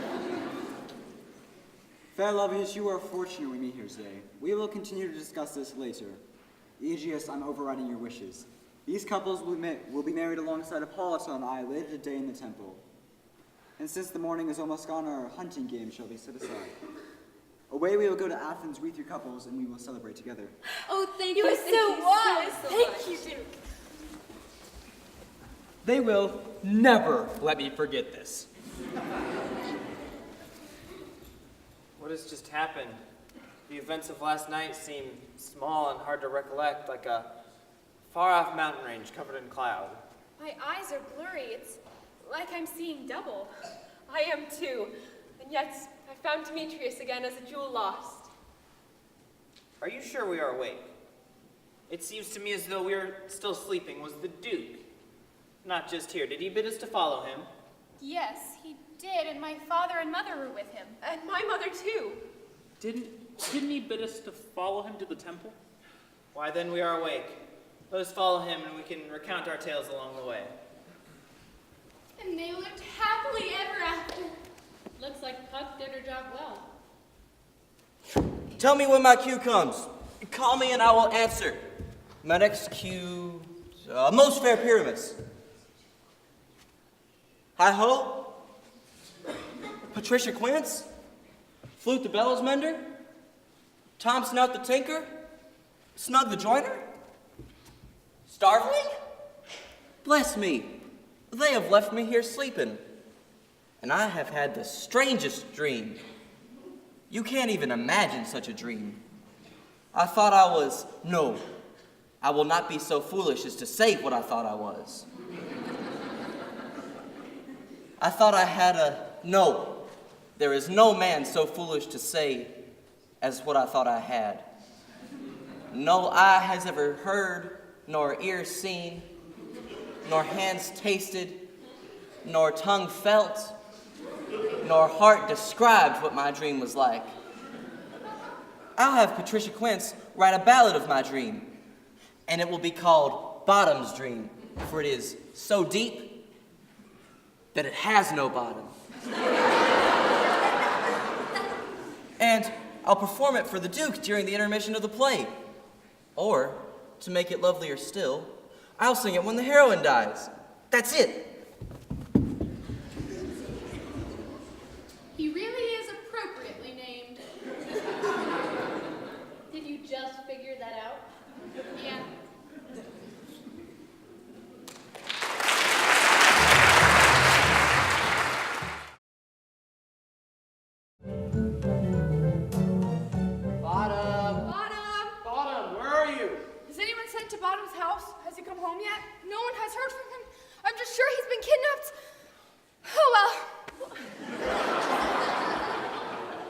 But if he doesn't show up, the play is ruined.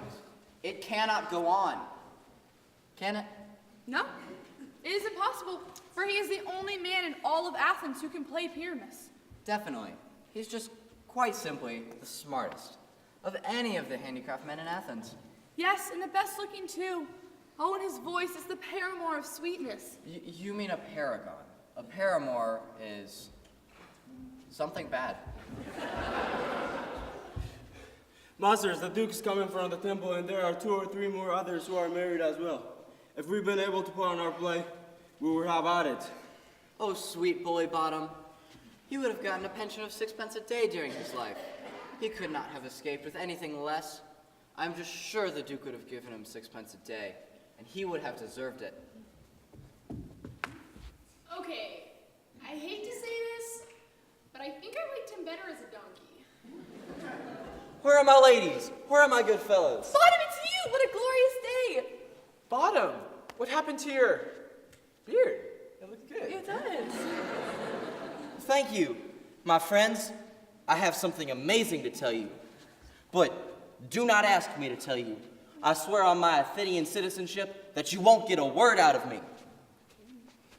No, I'll tell you everything, exactly as it has happened. Tell us all, Sweet Bottom. No! All I will say is that the Duke has had dinner already. Gather your apparel and grab strings for tying on your fake beards and ribbons to decorate your shoes, if you have them. Meet me at the Duke's palace in an hour. The long and short of it is, our play will be performed for the Duke. Make sure Thisbe's clothing is pristine, and whoever's playing the lion has not cut their nails, for they need to be long to look as lion's claws. And most importantly, dear actors, eat no onions or garlic.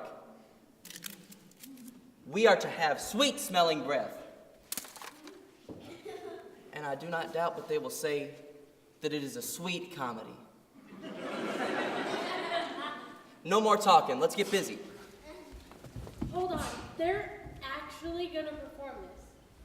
That either takes a lot of confidence or a lot of stupidity. I don't know if I can watch this.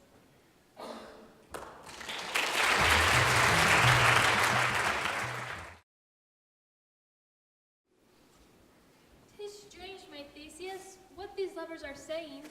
More strange than true. I may never believe these antique fables or fairy tales. Lovers and madmen have similar hallucinations. The lover, the lunatic, and the poet all seem to be ruled by overactive imaginations. But the story of the night has been told, and each one's version is so similar. They seem to have witnessed the same manifestations. Makes me think there's more to this than just imaginary fantasies. Their story is bizarre and marvelous, but also solid and consistent. I know my daughter not to lie, milady. Here come the lovers, full of joy and mirth. I wish you draw, my friends, joy and fresh days of love to accompany your hearts. We wish you even more joy, my lord.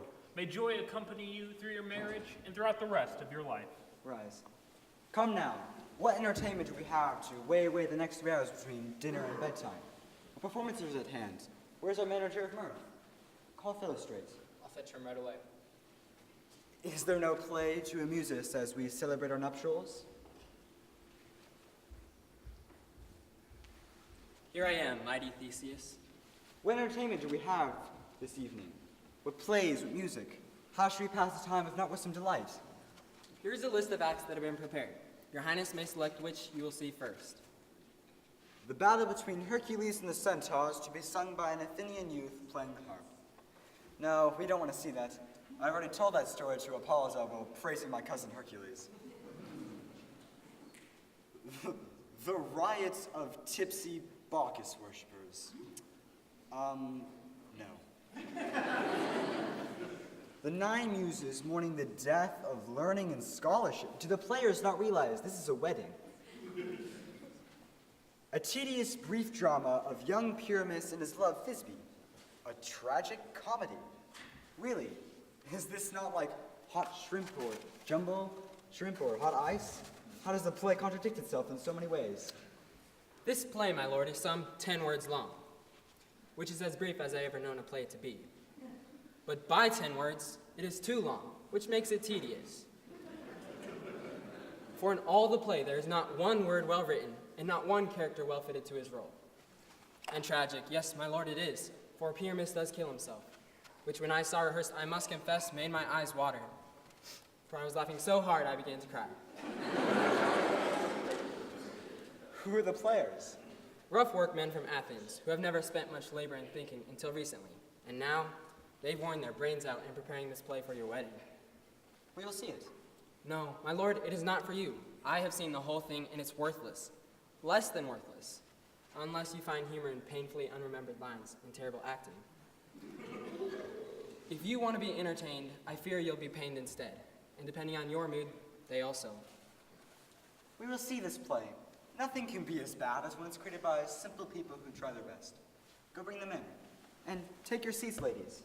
I do not enjoy watching poor people embarrassing themselves when they are trying to do something good. My sweetheart, you shall see no such thing. He says they cannot act a whit. Then we're even kinder for thanking them for their gifts. And we'll amuse ourselves by accepting their mistakes. You see, when poor, dutiful people cannot do certain things well, generous people can consider the effort behind the act, rather than the talent or effect it produces. In my travels, many great scholars approach me with well-rehearsed salutations, just to tremble, turn pale, and pause inappropriately, even breaking off abruptly at the end without actually greeting me, all because they were so nervous. But trust me, my sweets, out of their silence, their welcome was as clear to me if it was by someone loud, audacious, and eloquent. Love, therefore, and tongue-tied simplicity can say the most, even when they say the least, at least in my opinion. Well said, my lord. Really, dear? Must you kiss up now? Is he always like this? You have no idea. Your Grace, the prologue is ready to be performed. Let them begin. If we offend, it is with goodwill, that you should think we come not to offend, but with goodwill, as that is the true beginning to our end. Consider then, we are here only out of spite. For your happiness, we are not here. And for your delight, we are not here. The actors are ready to come out and make you sorry. And by watching their show, you shall know all that you are likely to know. This woman has paid no attention to punctuation. She rode that prologue like a wild horse. She didn't know how to stop it. I guess the lesson is, it's not enough to speak, but to speak well. Indeed, she performed her prologue like a child plays a recorder. The sounds come, but there's not necessarily music. Yes, her speech was like a tangled chain. It went on and was just a complete mess. Who's next?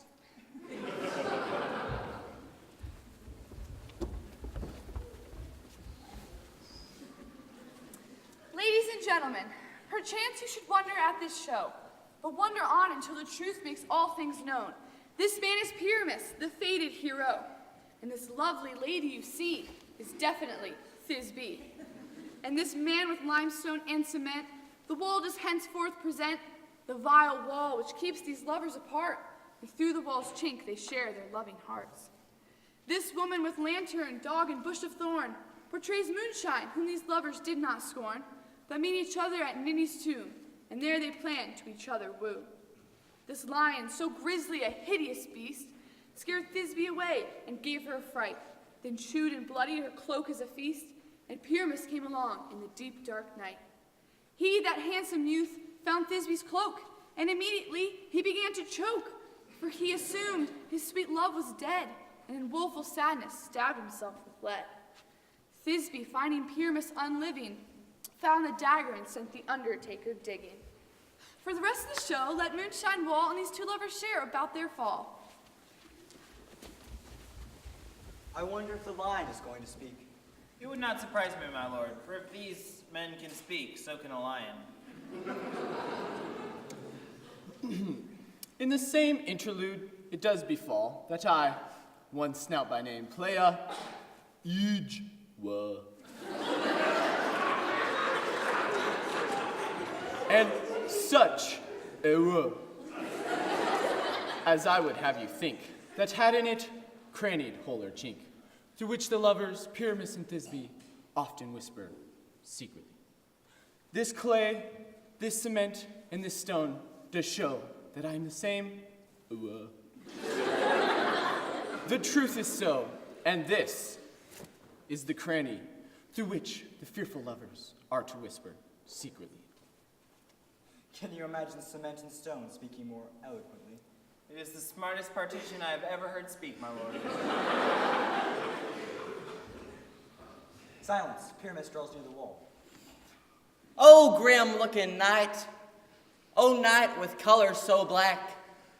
Oh, night that's always here when it's not day.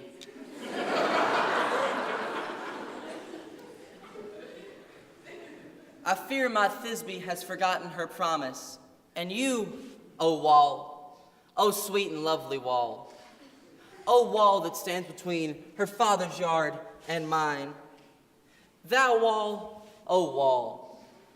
O sweet and lovely wall, show me your chink through which to blink my eye.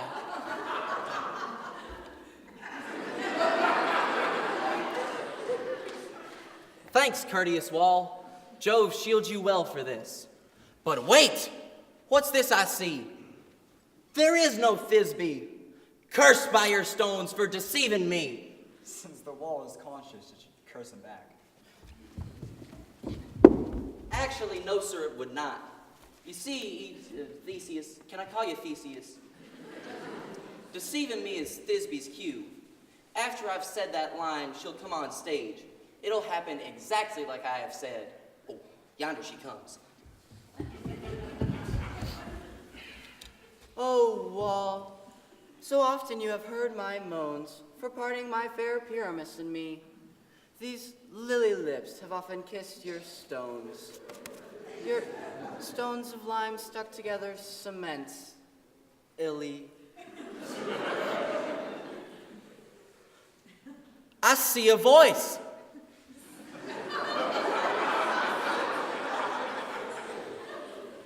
Now I will go to the wall to see if I can hear my Thisbe's face. Thisbe, you over there! My love, thou art. My love, I think. Think what you will, but I am your love, like Lamander, trusty still. And I, faithful like Helen, till the fates me kill. Not even Shaphalus was as faithful to Procris as I am to you. Of course, me too. Oh, kiss me through the hole in this wall. No.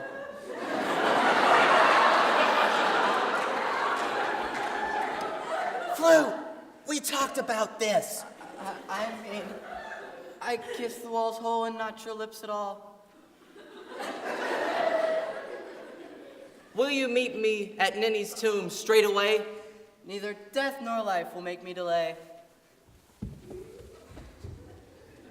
I have done my part. Now being done, away I'll start.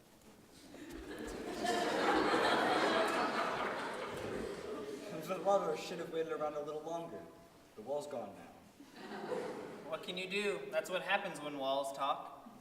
This is the silliest thing I've ever seen. Well, the best plays are still illusions, and the worst, just as good if imagination fills in. Then it must be your imagination then, and not theirs. If we think no worse of them than they of themselves, they may pass for excellent actors. Here come two noble beasts, a man and a lion.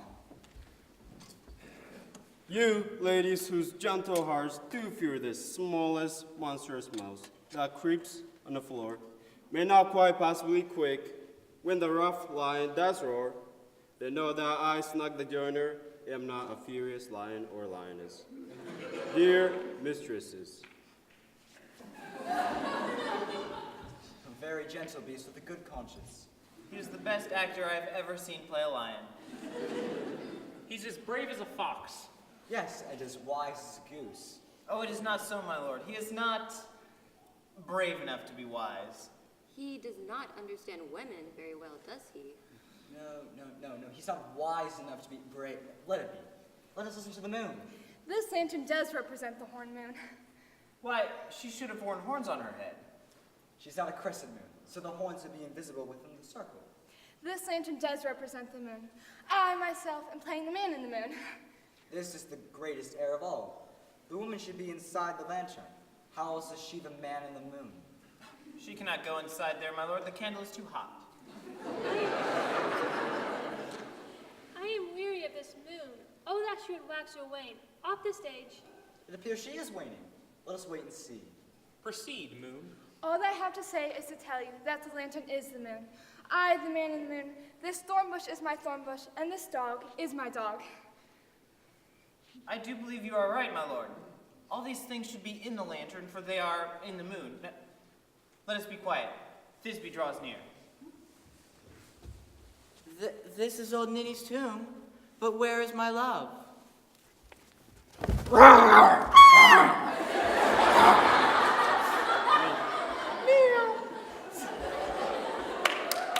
roared, lion, well roared! Yes, well run, Thisbe. Nice shining moon. Truly the moon shines with the good grace. Bravo, lion. Shake it like a cat with a mouse. Here comes Pyramus. And thus the lion vanishes. I thank you, O moon, for your sunny beams.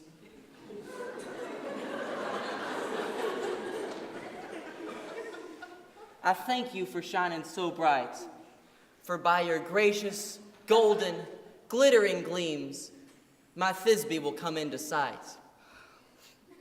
But wait! What's this? Oh, fright! Oh, dainty duck! Thisbe's cloak in the mud is stained with blood! Terrible furies come! Punish the one who had this done! Fates, cut my thread of life, and let me leave this world of strife! Such passion, such lament, could be conjured by this actor if his own friend died right as it was played. I can't help but feel sorry for him. Why, oh Mother Nature, did you make the lion's frame? For it is a vile thing that has killed the woman I love, who was the most beautiful woman that lived, that loved, that liked, that looked with cheer. Come, tears, cry. Out sword, for now I must die, as I place it on the left side, where my heart is.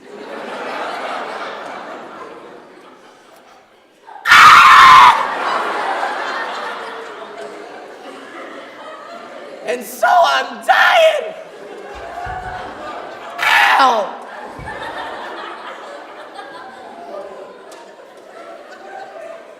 And so I'm dead. My soul is in the sky.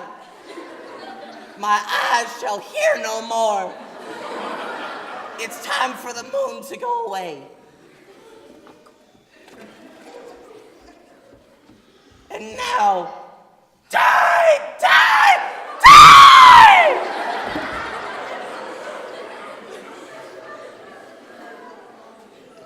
How is the moon shine as departed for Thisbe can find her lover? She will find him by starlight. Here she comes, and her lament ends the play. I don't believe such a ridiculous Pyramus deserves such a long lament. I hope she'll be free. I cannot decide which is better, Pyramus or Thisbe. Look, she's about to see him with those sweet eyes.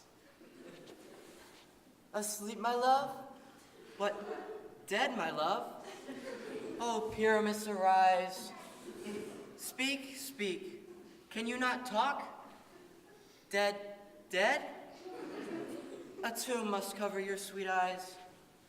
These lily lips, this cherry nose, these buttercup golden cheeks are gone. Lovers weep and mourn. Oh, fates of three. Come to me with hands as pale as milk. Come, trusty sword. Here you go. Thank you.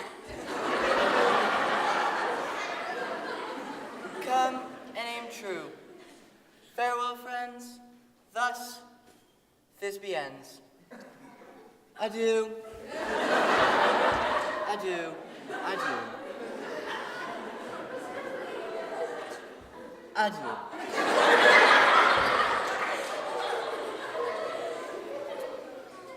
Moonshine and Lion are left to bury the dead. Yes, and Wall, too. No, I assure you, the wall between her father's yard and mine is down. Would you like to hear an epilogue or see a country dance between our company? No epilogue, please. Your play needs no explanation. Never apologize when the players are all dead. Let's see your dance. Forget the epilogue.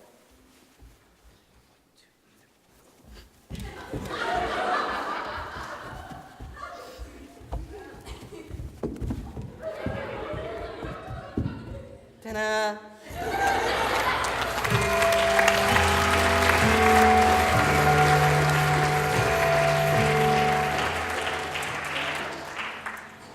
All friends, the clock has chimed midnight. It's time for us all to retire, for it is almost fairy time.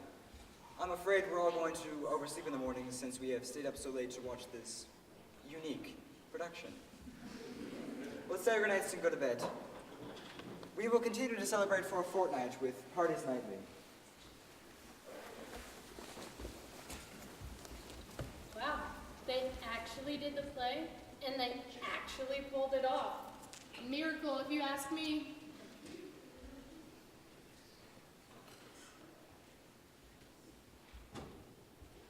Now the hungry lion roars, and the wolf howls before the moon. Now the exhausted farmer snores, and him the elves festoon. Now the charred logs do glow, and the screech owl screeches loud and makes his way towards the clouds.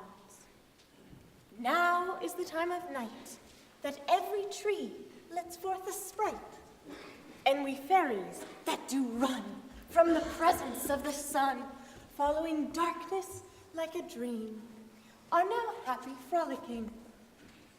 But not a mouse shall disturb this house, for I am sent to keep this house clear from any trouble that might stir here.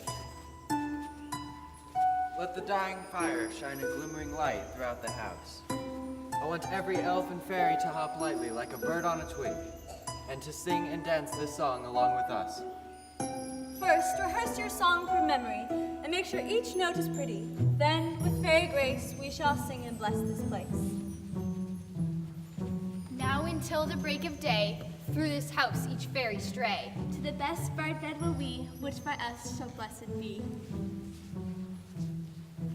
And the issue there create ever shall be fortunate. So shall all the couples three ever true in loving be. And the blots of nature's hand shall not in their issue stand. Blessed with cheer and such beauty shall upon their children be. With this field do consecrate, every fairy take his gate. In each several chamber bless, through this palace with sweet peace. And the owner of it blessed ever shall in safety rest. Trip away, make no stay. Meet me all by break of day.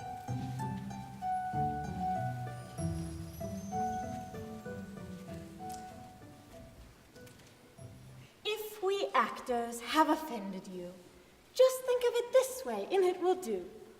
For you were asleep when you saw these visions, and this silly story is less real than a dream. Ladies and gentlemen, don't fuss, but forgive us, and we'll all get along.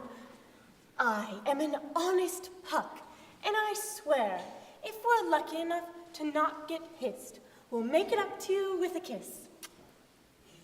If not, then perhaps I lie, and I'll wish you all a sweet good night. And as we kept most of you from napping, please give us all a good clapping.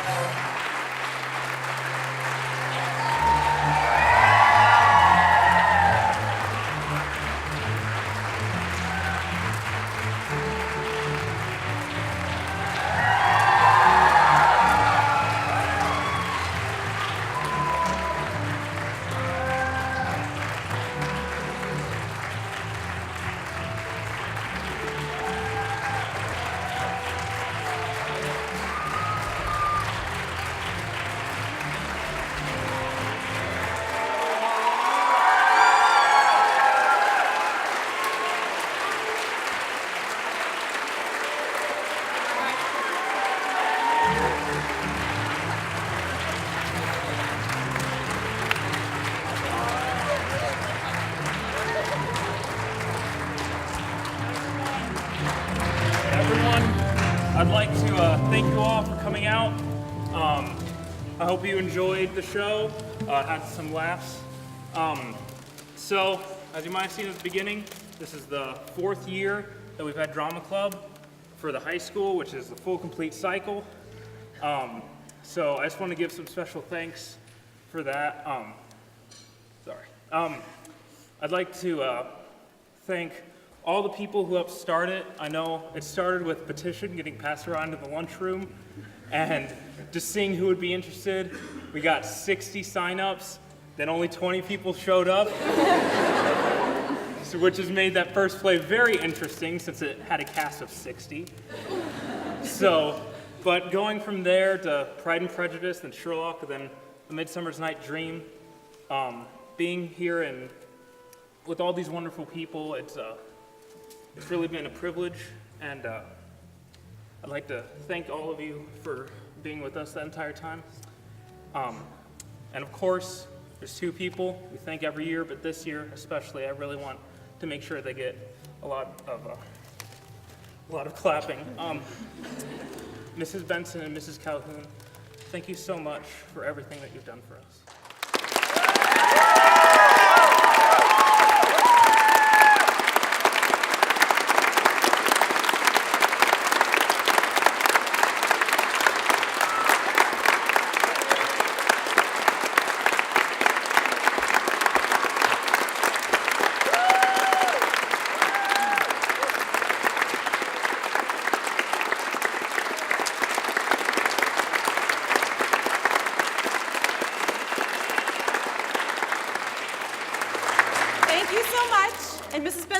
Don't usually do this, but if we could have all of our seniors come front and center, please, including Carson and Austin and Jacob and Carly, our wonderful makeup artist, if she's out here somewhere. Come on. All of our seniors can come up here. So all of the kids are special to us, of course, and closing night is always bittersweet, but tonight is, of course, a little bit more bittersweet because of the petition you just heard about and how these guys started drama club and just had a vision. We had the privilege of directing them when they were 8th graders, and they had such fun and decided to pass the petition and start drama club, and that's why we're all here tonight. Yeah, we just want to recognize each of them. They have been such a blessing to us. We have gotten to see them grow, and that's just been awesome.